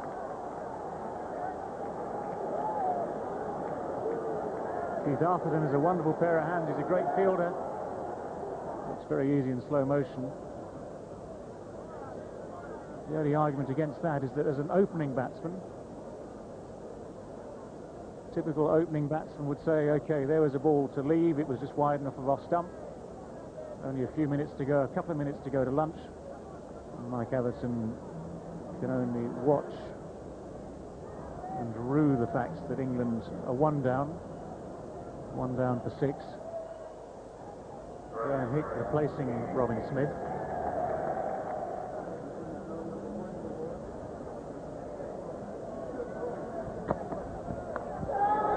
And that's dropped in. Brian Lara, normally so reliable at slip, never really seemed to pick that up. Now, I've seen players here before have trouble kicking the ball out of the football stand. That seemed a very comfortable chance. It seemed to hang in the air for a long, long time. But it went very quickly. And Brian Lara could do nothing more than parry the ball. Real frustration, disappointment for Courtney Walsh. He'd done everything right. Graham Hick playing away from the body. Not a good shot. And that's a chance one would definitely expect Brian Lara to catch. And it's ironic that the West Indies have dropped so many catches. They've dropped 3 in the first innings, and already just a couple of minutes into this innings, they've already dropped another one. That's a good shot. It's beaten showing Campbell. Mike Atherton has really been the one England batsman who's succeeded in forcing the ball away on the offside without getting the ball in the air. Certainly a shot of a man in form, quickly onto the back foot, and keeping his eyes all the way over the top of the ball. Therefore, it will probably go down.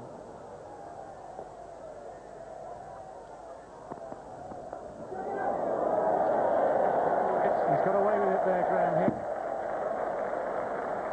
It wasn't an authentic hook shot. Very late on the shot. The ball going very fine.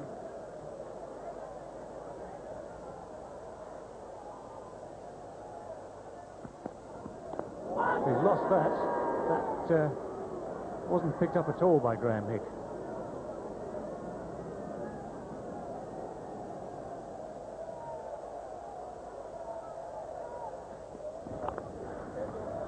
That will be 4.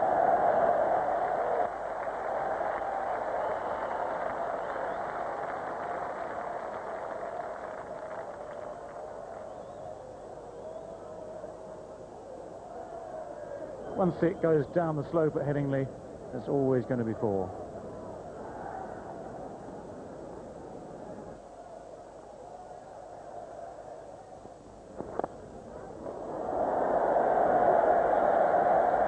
That's painful. More painful for the man at short leg. And 4 runs to Michael Atherton.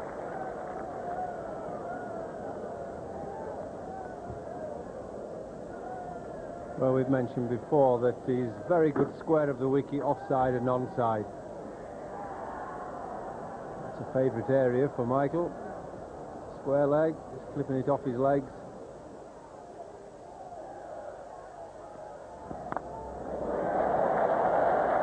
A good stroke. No extra bounce there, and Hick was onto it in a flash.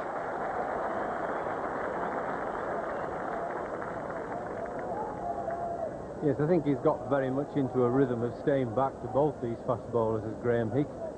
And then anything that doesn't bounce too much, he's going to pull it.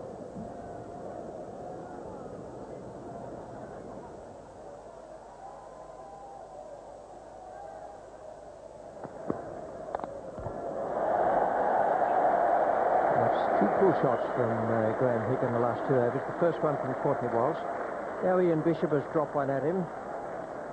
And he played that pretty well. It's not right off the meat of the bat. No, I don't think Bishop entirely meant to bounce him. I think it more than anything just fell shorter than he wanted it.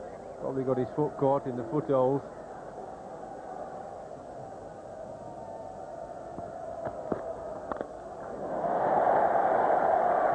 Best of all 3. Bishop has given him an old-fashioned look as they've passed near one another. 2 good shots in that over from Hick and another one in the previous over from Walsh. Yeah, well, he's very sensibly looking for it now, is Graham Hick. He can sense that this pitch is better off the back foot. The bowlers keep bowling the ball short. They don't like to pitch it up. So he's taking advantage of it. He's quite right.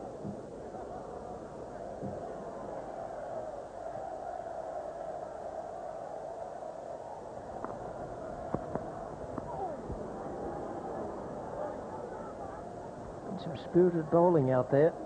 Ambrose and Walsh have got themselves cracking, and they're giving it everything to try to achieve the breakthrough.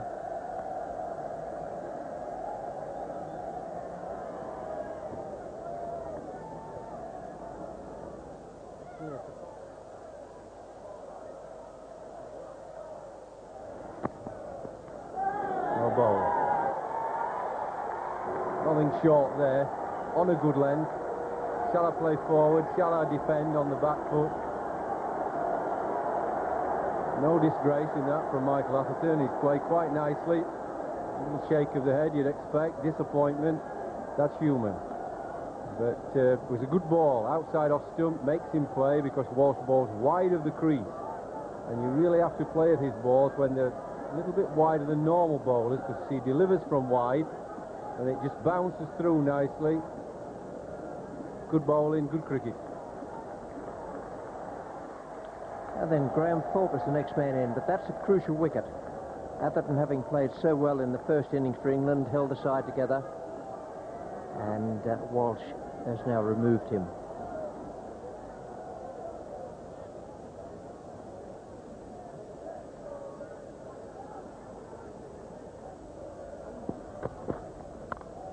That's trouble.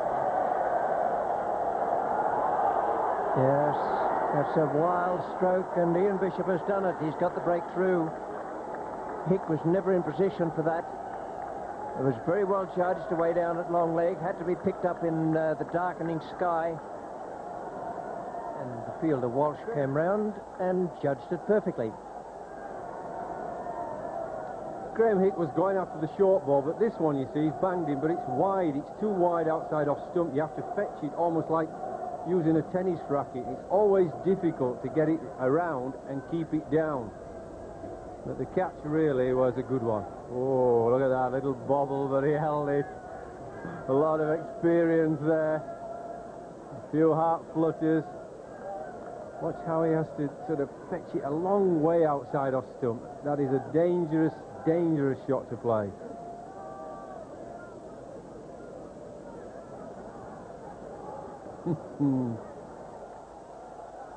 Alex Stewart is the new batsman.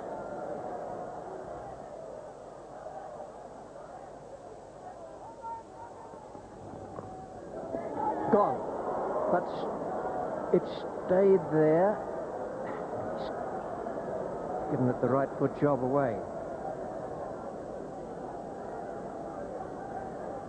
I think Walsh thought the bail rocked.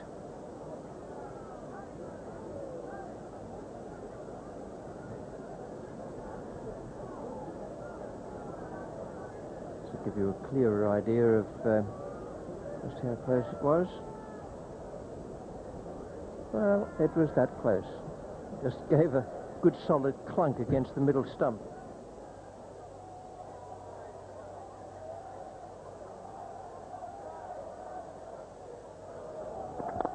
That's a good shot. Beautifully played. That's the best of Stewart.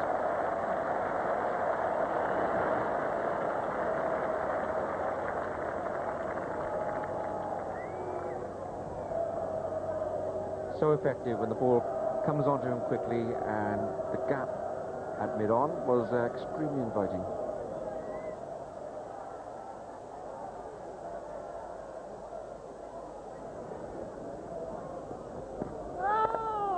That's a fine shot.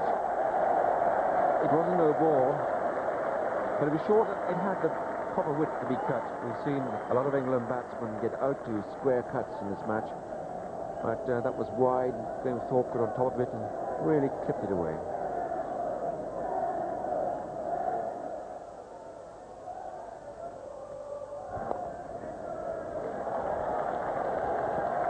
Take one, Thorpe wants two, and takes it.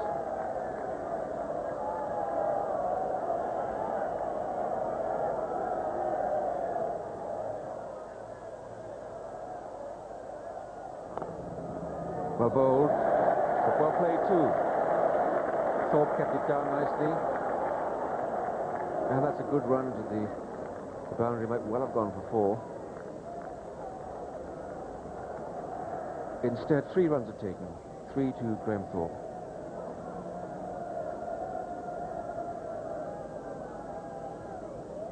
Well, very well played here by Thorpe. Ball did move away from him, but he allowed a little bit of slackness in the bat and allowed it to just move off of the face. Not catchable at all, and getting 3. And interesting to see now that Ian Bishop is going back over the wicket to the left-handed Thorpe. And it's a cracking little shot. He put back the third slip as Colin Croft was recommending. And he just had enough room to play that short clipping shot.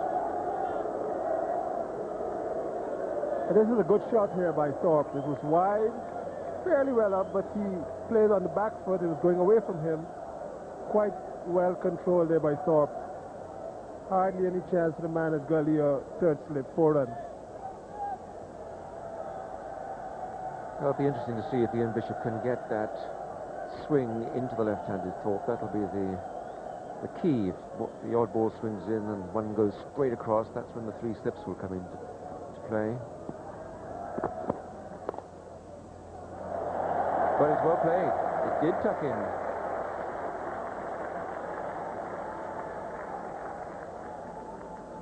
Two more good runs, and the first innings deficit is close to being cleared by England, 78 for 3.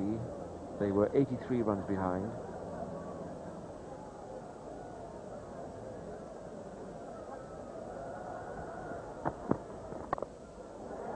That's 4 more. Quite rightly, the West Indies have brought up their third man to grab the chances close to the bat, but for Graham Thorpe, he's beginning to see it well. Plays it nicely down to the gully. And Ian Bishop here, very guilty of bowling, very, very wide. Thorpe getting completely over the ball and just smacking it down to backward point for 4.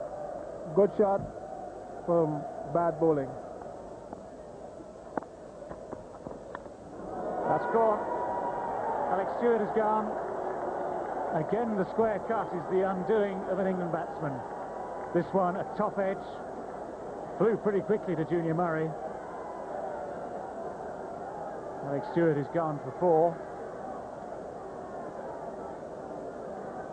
And England still 1 run behind West Indies. Only have 6 second innings wickets standing. Well, it's a poor shot, that. You can put it in any context you want. Didn't look right somehow. Look away from him, as if he was falling. Never looked over the top of the ball. If you're square cutting, you want to be on top of it. You've got balance has got to be absolutely right. Looks here, look, falls away from him. Bounced on him, but I don't know. He's had a test match where he's played 2 poor shots. Which leaves England down now to their last recognised batsman, Mark Ramprakash.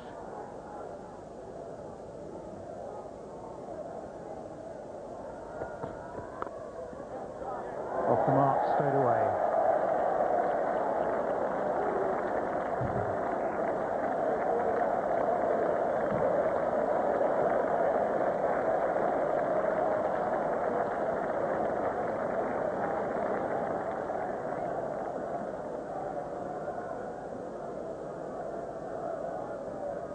And some ironic cheers around the ground. Those runs taking England ahead. It leaves them effectively now 1 for 4. Straight on the head. That's a solid blow. Mark Ramprakash didn't really duck underneath that at all well. He took his eyes off it. That was a pretty solid clunk. The thing is, he surprises you, Kenny Benjamin, because he really is, most times, just lively fast. He's not in the real out-and-out fast, but he's one of those bowlers that from nowhere can just suddenly up his pace without any discernible alteration in his action. And that was quick. As he hit him, gone.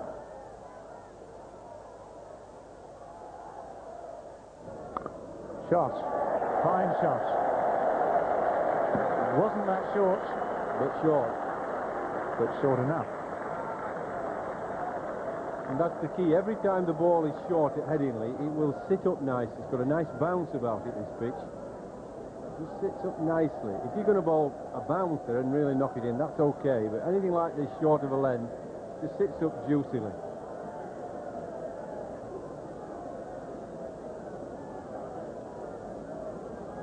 Umpire Venkatragavan looked very relaxed for a moment or two there.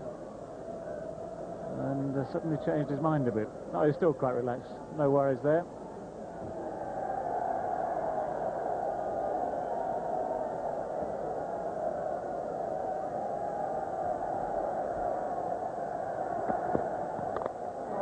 Oh, he's dropped him. Keith Arthurton, normally very safe. He went straight to him again at cover. The West Indies fielding really has been a mixture of some brilliance and some fallibility. Yeah, this was catchable. Again, short of a length and Thorpe going after it. Anything short, all the batsmen are going after it. Hits it straight at the fielder, quite firmly, but yeah, regulation catch.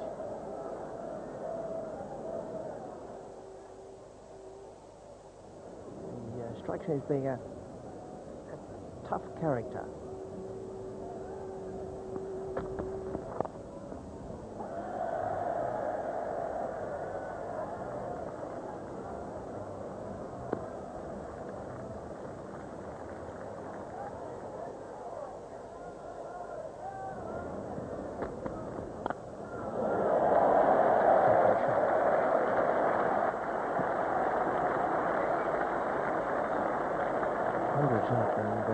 And you couldn't bring it up with a better stroke than that. A glorious shot. Yes, they're always good shots when you hit it in the middle, but he got right over, got his head over, outside off stump. He had to fetch it, but he got over there.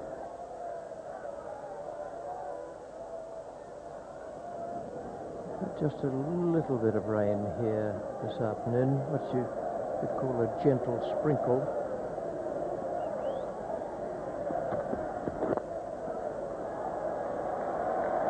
It's just a matter of fetching it. Imperfectly timed. No one quite wanted to go after it, so they left it to the crowd. Yes, he looks in good touch to me, Graham Thorpe. You get the impression watching him, and every time he gets a bad ball, something offline or off lens, he's in good enough touch to put it away.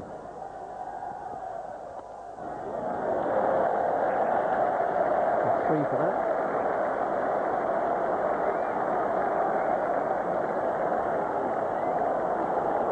Good running. Nice sliding of the bat. He's got in for 4. That's good. Real good cricket from these two young players. Light off with the batsman. They've taken it. It is fairly dark here now.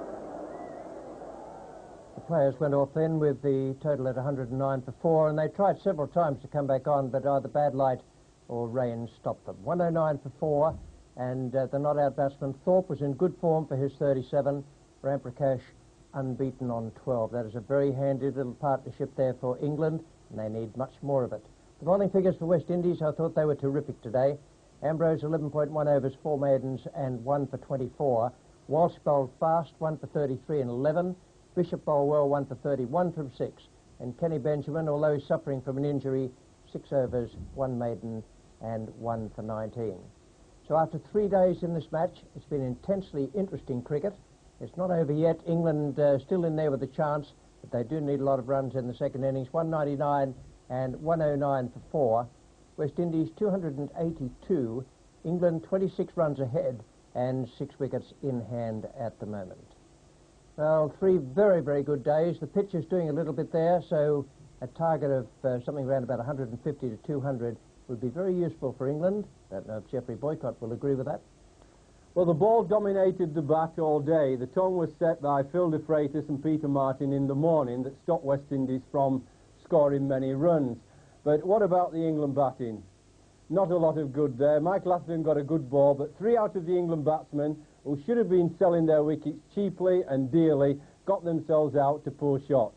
Tomorrow, well, if England want to win the match, they're left with Thorpe and Ram Prakash, only 2 recognised batsmen in the tail. And they're going to have to bat till middle of the afternoon or even tea time to give themselves any chance of winning the game. West Indies, if they get wickets early, then we can all go home early because the match will be over in their favour. Still plenty of good cricket to come here at Headingley over the next 2 days of this opening test match of the 6-game series. And we look forward to having you back with us tomorrow morning. It's BBC One at 10:55 a.m. We look forward to it.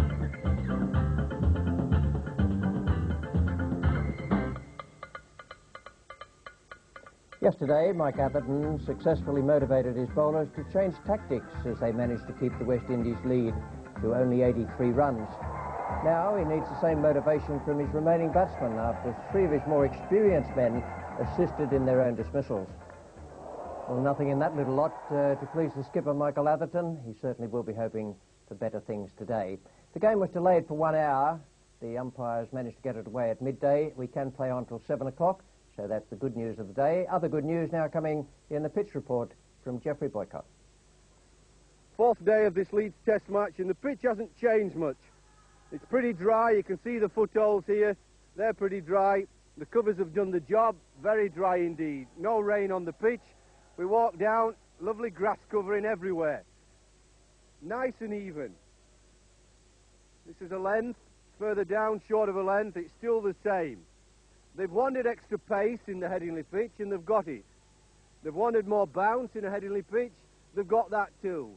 So nobody should complain about this. There's no cracks in it.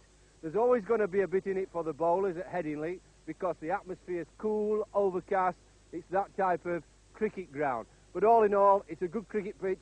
Neither side can complain about this. And with the shots some of the England batsmen played, they certainly can't complain that it was the pitch that got them out. I'm looking forward to today.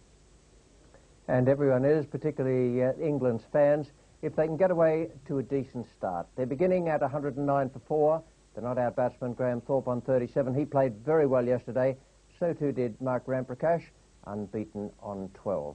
Now, the bowling figures for West Indies, I was most impressed with the way they went about their job yesterday. Ambrose, 11.1 overs, 4 maidens, and 1 for 24 is just about back to his best. Walsh 1 for 33, Bishop 1 for 31. They've all pitched in there, and Benjamin 1 for 19.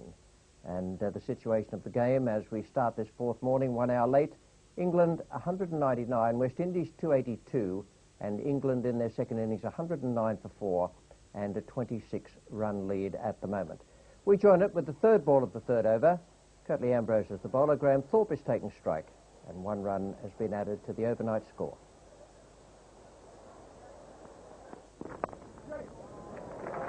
Nice shot. He's just in that situation like a batsman, a talented batsman who's not getting runs, things not going for him. Nice leg glance.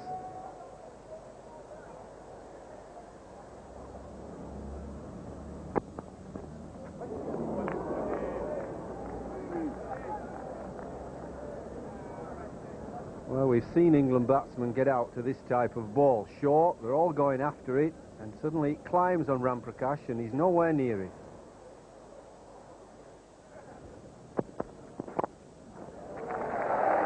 Good stroke. It'll be a little slow after the heavy overnight rain. Curtly Ambrose, the fielder. Easy 3.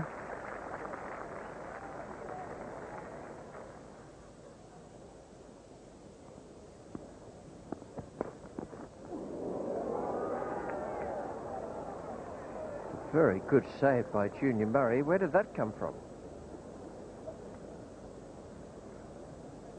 Nice bowling.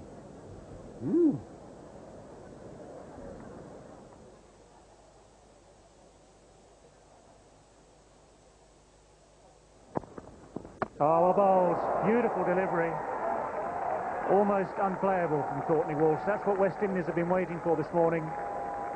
Absolutely on line and just held its line onto the off stump. Well, for once, Mark, Ramprakash could not be blamed from the way he was out. That was a perfect ball by Courtney Walsh, just speared in just about middle and off, and then straightened out, as they say, a little bit of leg cut, hitting the outside edge of the off stump. There was nothing Mark Ramprakash could have done with that ball. Ramprakash has gone for 18. And Philip de Freitas, one of those semi-all-rounders, is at the crease.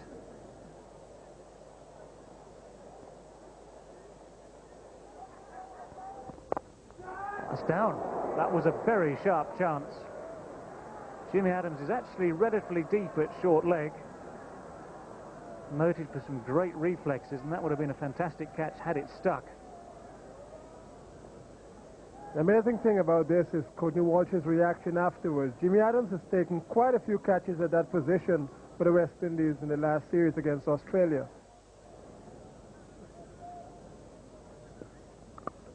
Fine shot.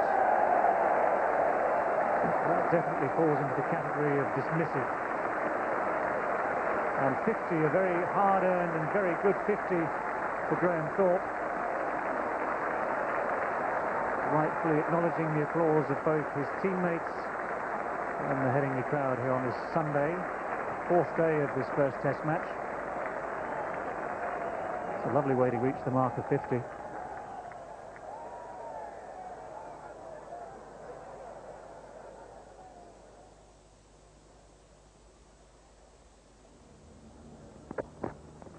He's played it again, that's in the air, Jimmy Adams is down there.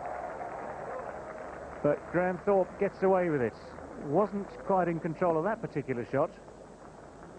With Jimmy Adams lurking 70 yards away at deep square leg, there was an element of danger.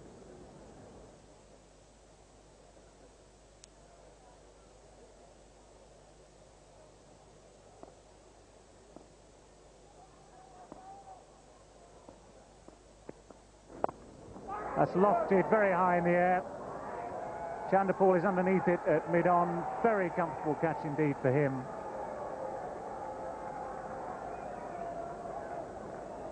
Not a particularly clever shot by any stretch of the imagination. The leading edge, the disconsolate Philip de Freitas does no more than trudge his way from the field.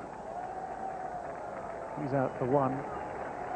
Darren Goff still receiving the expected warm welcome in his home territory.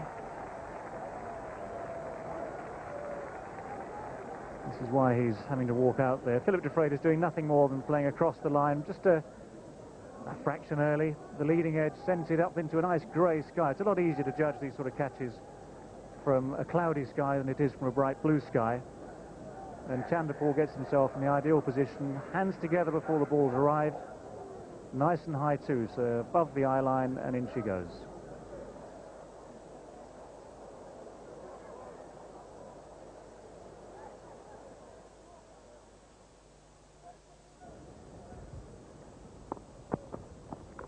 Oh, that's well bowled.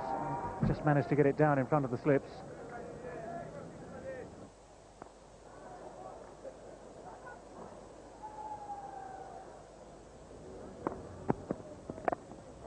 And a run for Darren Goff. Indeed, 2 runs for Darren Goff. He avoids the ignominy of a pair on his home ground.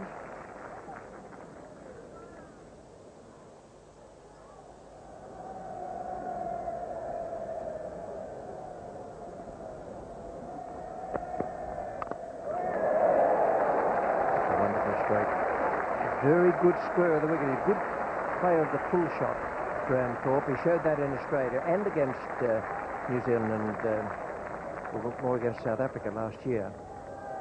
Well, he's a very good cricketer. A good control pull is this, Richie, isn't it? He's played so well all day. He's looked a good player.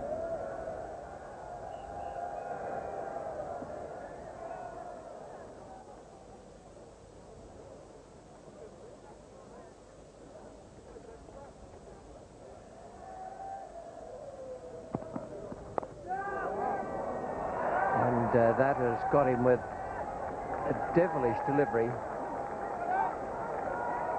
And Walsh has produced another absolute blinder there. He got Ramprakash with a beauty.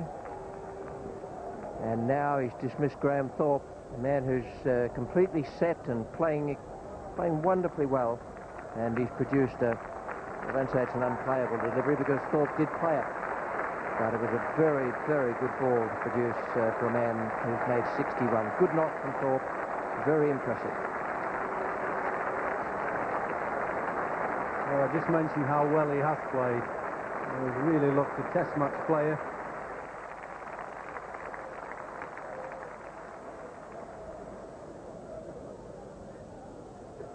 .152 for 7. Peter Martin is the new batsman.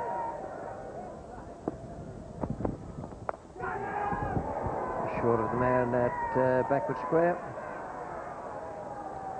Well, that's why they brought up the leg gully, because Peter Martin gets a short ball into the ribs and he really fends it off with the bat, but he never really looks at the ball. The head goes away. He's not looking at it, and it's really a slice of luck that it doesn't carry to the leg gully.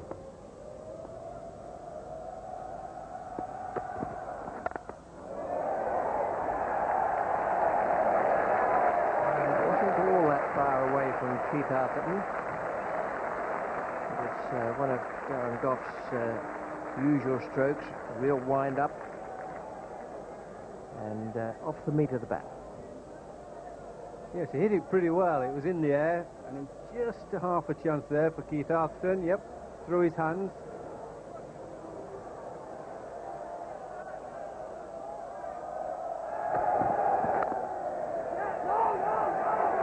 Be quick here. Bird is down. Fielder stayed on his feet.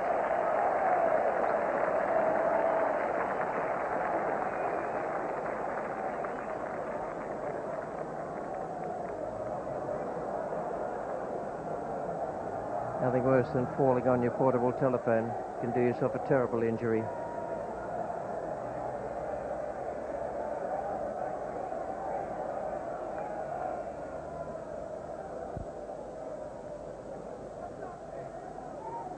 Yes, he's probably using crepes, is Dickie, and then with the grass being a bit wet, slippery, damp. Oh, the fielder ran into him, knocked him over. This is what happened.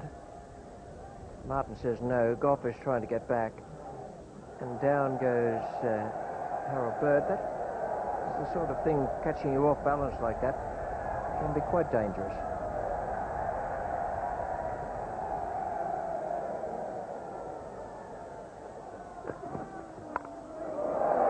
There's a good shot.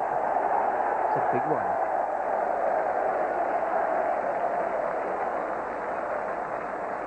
Umpire Bird is in so much pain he virtually only signalled a free.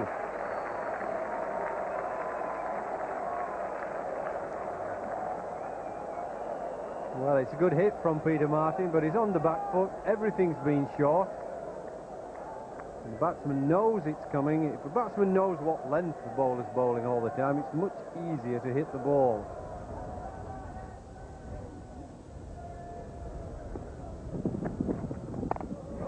Well, he's quite that away. It's not going to make it to the boundary, but it's quite safe. 2 more runs to Martin.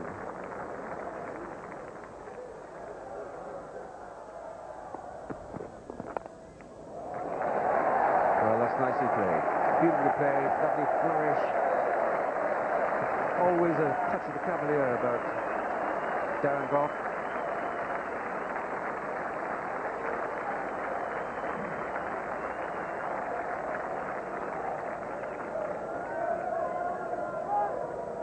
That's well played by Goff. He was forward immediately and the ball was speared into his pads. And as soon as it was pitched just about the pads, he decided he's going to flick it around and 4 runs.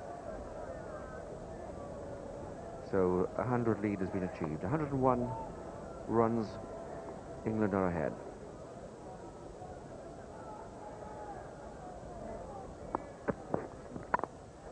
Cracking shot. It's almost as if we've seen these strokes in a picture book and they're just copying them. But he's done it before. He's infuriated fast bowlers and slow bowlers. Terrific shot.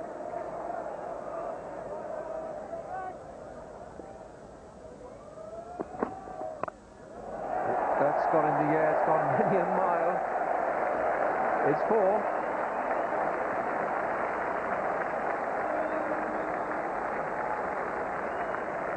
Down to the Old Pavilion. Firm clip of the bat. Well, certainly not the shot of a tail-ender here. Martin taking up the challenge. Ambrose bowling a little bit too short and just coming into the arc. Martin just helping it on its way to backward square leg. That's out. The entertainment comes to an end. A miscued drive straight at the man at cover. It's the substitute fielder, Stuart Williams.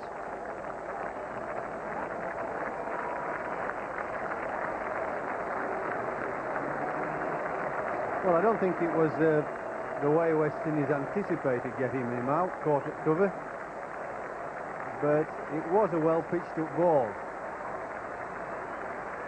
No reflection on Darren Goff. 29 very valuable runs. He plays in an aggressive way, blocks a few, plays his own shots, and that's good for late order batsmen or their specialist skill is bowling. People like Philip de Freitas and Darren Goff have to play a few shots. Richard Illingworth, England's number 10. Comfortably caught by Brian Lara. Finally, Ian Bishop gets it just in the right place. England are 9 down. That really was a nice, gentle chance as far as slips fielders are concerned. Yes, he's tried for so long to pitch it. If he gets one, it gets the batsman forward. I'm sure Lara got it quite in his hands, but it was an easy enough catch.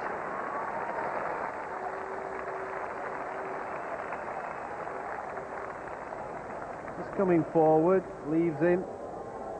Lara, well, there's a nice height to catch, and as David says, you can't wish for many more gentler first slip catches than that.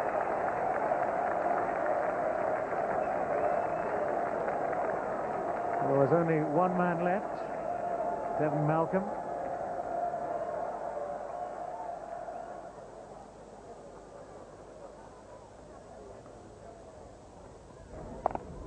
Well, he's hit it. It was short, he's hit it well.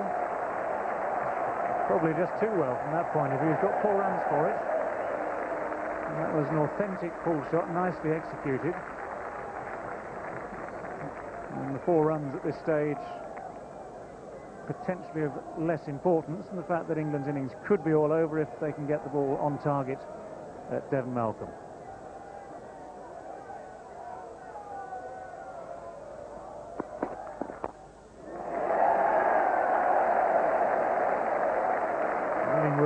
Scuttling back for 2. So England past the 200, 201 for 9.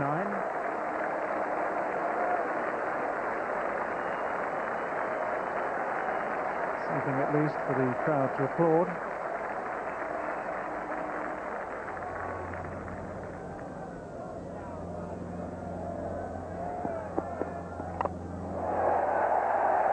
Well, he struck it very firmly.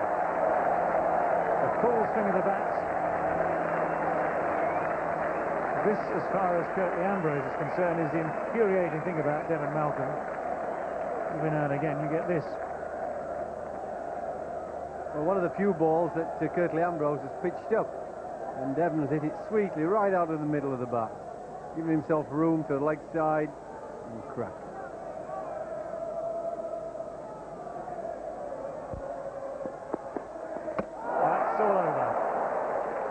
The end of the story as far as England's batting is concerned in this first Test match.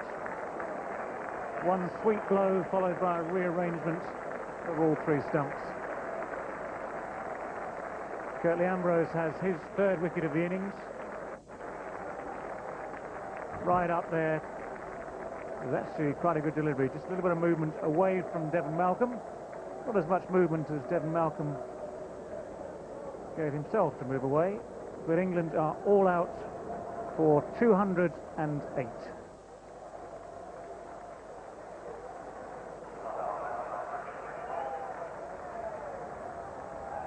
England 208, and there'll be no great amount of satisfaction there for Michael Atherton and his men.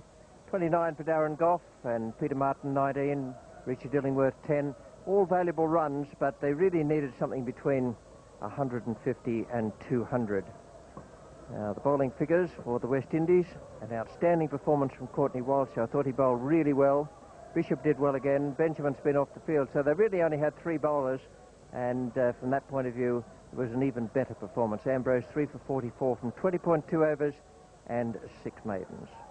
So the state of the match as West Indies began the 4th innings of the game. England 199 and 208 all out. West Indies 282, and they need 126 runs to win. We join play now with the 3rd ball of the first over. It's Peter Martin bowling and Carl Hooper taking strike.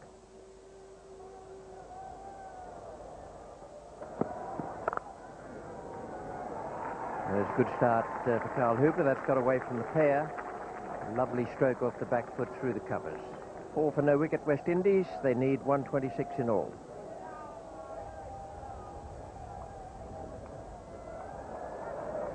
De Freitas to Carl Hooper. It's a good shot.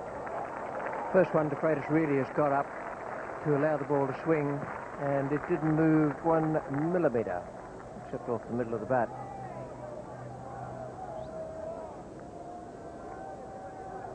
This is the thing with Carl Hooper. He makes it look so easy. That was not really a full-blooded drive, more or less something of a push, and it's sped away through mid-off for 4.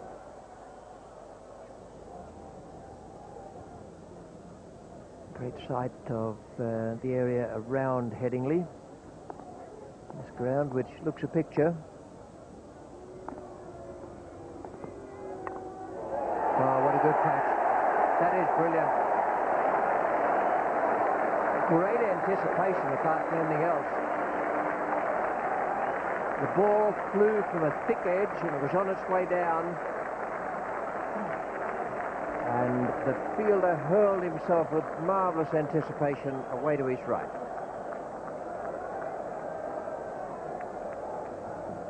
wait for the skipper to start. Well, the Lancashire connection doing quite well here. Martin moving the ball away from Campbell. A perfect length. He had to play it. And Mike Atherton making quite an acrobatic effort and taking it just inches above the ground. Brian Lara's had a bit more opportunity to get himself clad and organised for the fray. In the first innings, it was a first baller for Carl Hooper.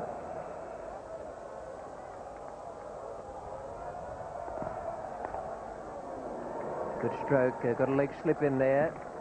He turned it, and it didn't go at catching height.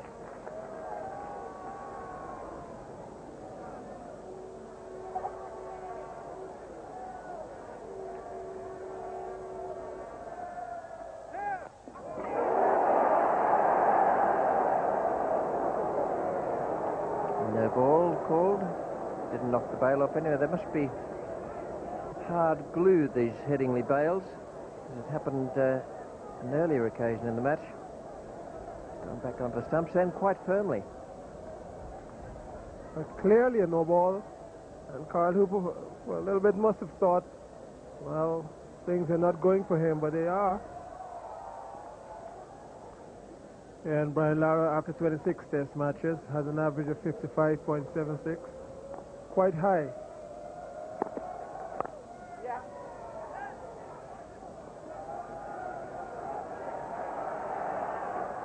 Good running, nice piece of fielding from Devon Malcolm.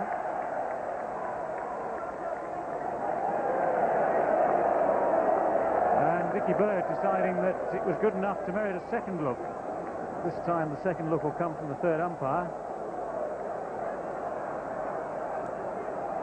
Devon Malcolm down at long leg, one-handed up, and there she goes.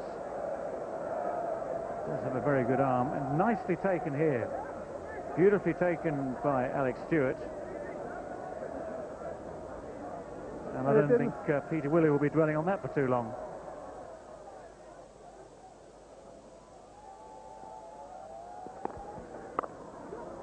That's Savage. Beautifully placed. Anything just fractionally wide. And Brian Lara is very quickly into that shot.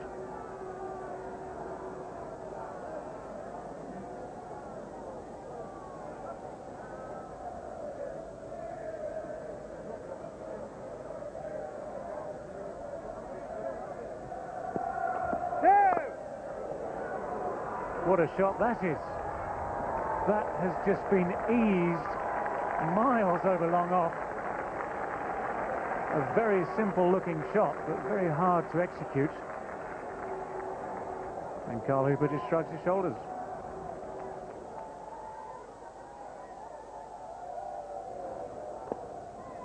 Well, he's tipped that one straight again. Not quite the same sort of shot as before. 10 in 2 balls. Carl Hooper has this lovely ability to make life as a batsman look so easy. When he plays shots like this, just chipping the ball this time without the same power and force, but placing it perfectly.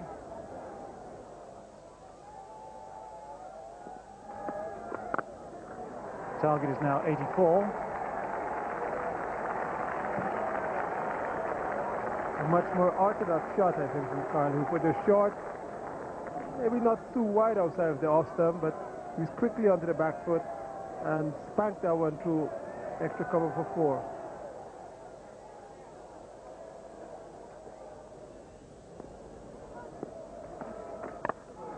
Four more, savagely pulled away. This has been a wonderful over for Carl Hooper, not so wonderful for Philip de Freitas. And it's also kept the umpire in heartwarming movement. And those West Indies fans loving every moment.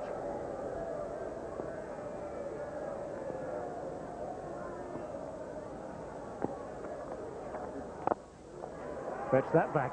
Doesn't seem to matter to Carl Hooper. That one's carried as well.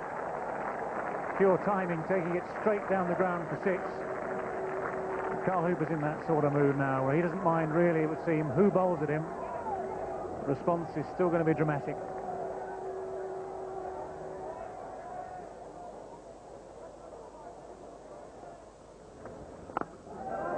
6 more, it must be. That's a higher, longer blow. Tossed up by Richard Illingworth and dispatched summarily by Carl Hooper.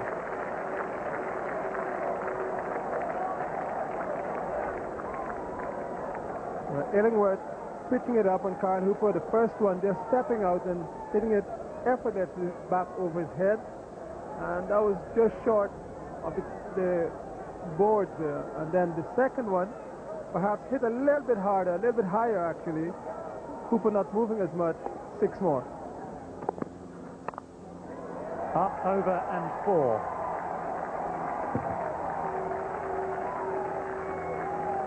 Peter Martin really must realise by now that he has to get the ball dead straight. If you give Brian Lara that space, that's all he wants.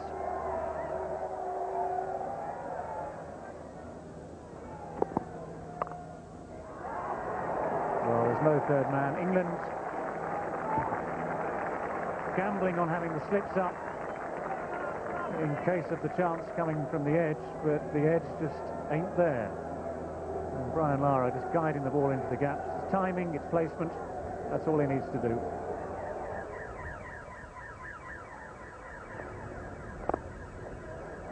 And that's just so easily chipped away. Carl Hooper really in imperious form here today.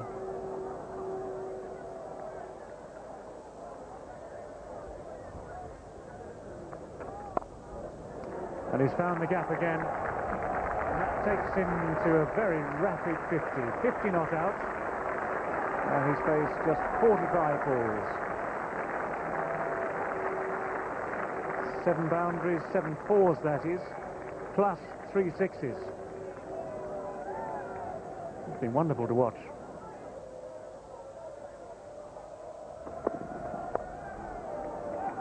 Devon Malcolm never saw it. He was about, I'm back into pick today, he was about 20 yards, 15 yards or so away from the ball at long leg, and the pull, well, it should have been picked up by Devon Malcolm. He was actually going in the opposite direction.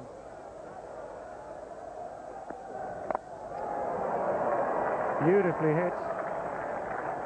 1, 2 bounces down into the fence, wide of deep mid-wicket.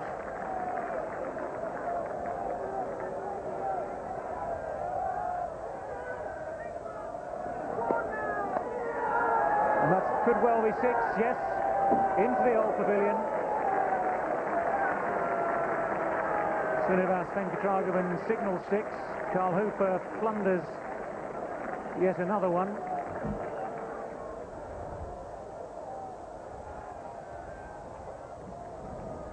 Martin around the wicket, but still short. This is all a learning curve, but he's hardly bowled a ball up in the right spot, on the right spot, since the time he took the wicket of Campbell with that beautiful delivery.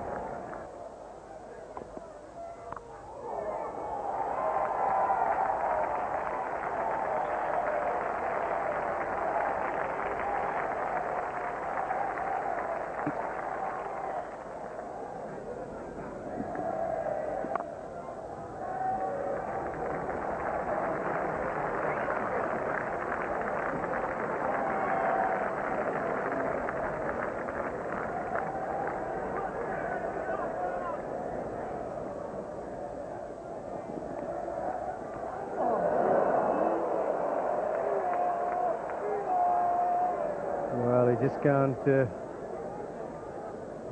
hold back when the spinner tosses it up. It was the same first innings. Trying to finish the game probably with a 6 and get his half-century as well. He's looking for it. Hasn't got it quite high enough. He's hit a 4, but not a 6. He's just too short of the half-century.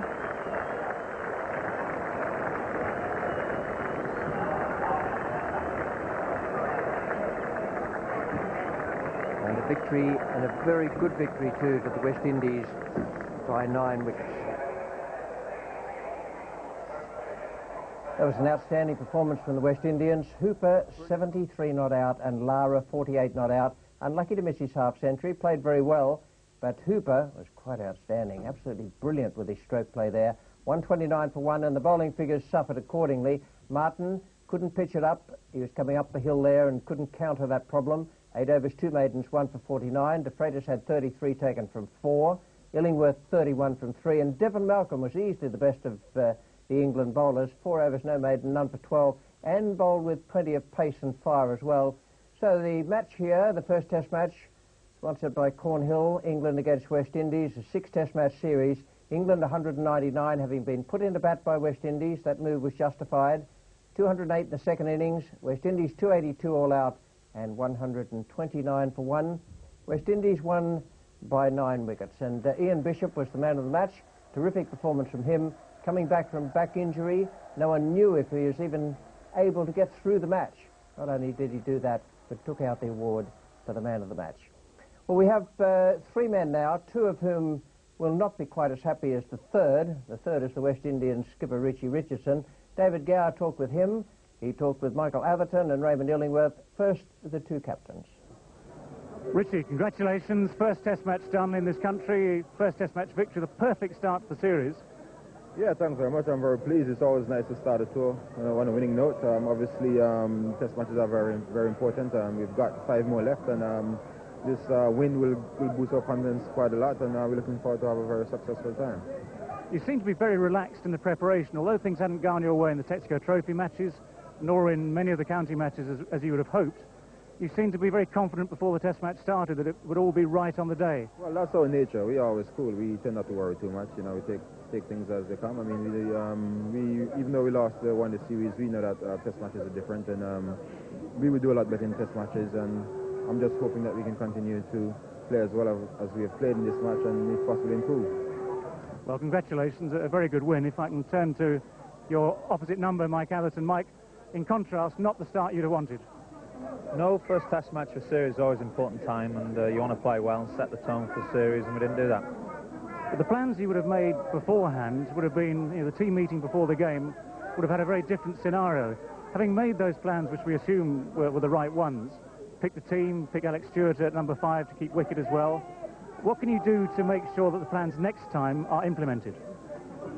Well, first of all, you've got to get runs on the board in Test match cricket, and 2 totals of about 200 or just less than is obviously not adequate, and you're playing on a shoestring then. It's not really giving your bowlers enough runs to bowl at. So that's the first thing. And then the first innings, bar the first hour, I thought we bowled okay, but we just gave them a kind of flying start of 70 or 80 and bowled with too much width. Just talking about our batting again, the shot that seemed to cause most problems for England's batsmen was any variety of the cut shot. You can't really cut it out. What are the instructions for, say, the next 5 Test matches? Well, I think the intent's the right one. You've got to show positive intent when you play against the West Indies. I'm never a believer in just waiting for the bad ball and playing that way, because I feel that's not the way to get runs against the West Indies. You've got to try and impose yourself and play aggressively. So the intent was the right one. I just think the execution was poor at times. Raymond, a comprehensive defeat for England. Where do we go from here? Well, we don't have a lot of options.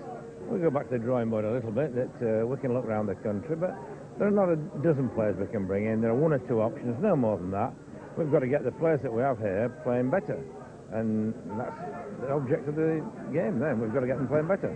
Yeah, one would hope that you wouldn't just fall into the trap of changing players around every time there's a defeat. Surely the continuity of selection is one of the things you're aiming for this summer. Of course it is, if we can. We accept the fact that we are short in certain areas still, and until we get that right, we've got to go with the players we've got. We don't want to swatch and change about, because we think we've picked the best players at the moment. There may be just the odd bowl that could be different, but that's all.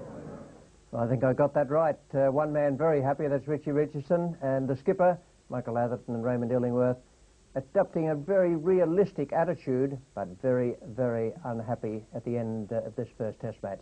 Geoffrey Boycott may be no happier, but he has his own ideas now on how the game went. Well, the West Indies fast bowlers cleaned up England. Their batsmen were dismissive of the England bowling. They gave an exhilarating exhibition of stroke play. And so it looked like a comprehensive win for West Indies. I'm not so sure about that. I don't think there's too much to choose between the 2 teams. If England want to win the next Test match, What they have to do is improve. That's obvious, because West Indies out-battered England and out-bowled them on this particular pitch. But really, it's about discipline for England if they're going to win at Lord's. I think they have to be disciplined in their bowling. They bowl far too short here, so they're going to have to pitch it up more, and their batsmen are going to have to be self-disciplined when it comes to playing sloppy shots. So better batting and better bowling for England, and you can beat West Indies. Well, you only play as well as you're allowed at this level of cricket, and the West Indies didn't really let England get back into the game. They tried very hard to do so 2 or 3 times, couldn't quite make it. The West Indies were too strong for them, and bear in mind that they were weakened with the loss of that bowler. Well, that's all from Headingley at Test match level now. We go into the Benson Hedges semi-finals, and that game is at Worcester. It's Worcestershire against Lancashire. It's being played on Tuesday. Benson Hedges Cup semi-final highlights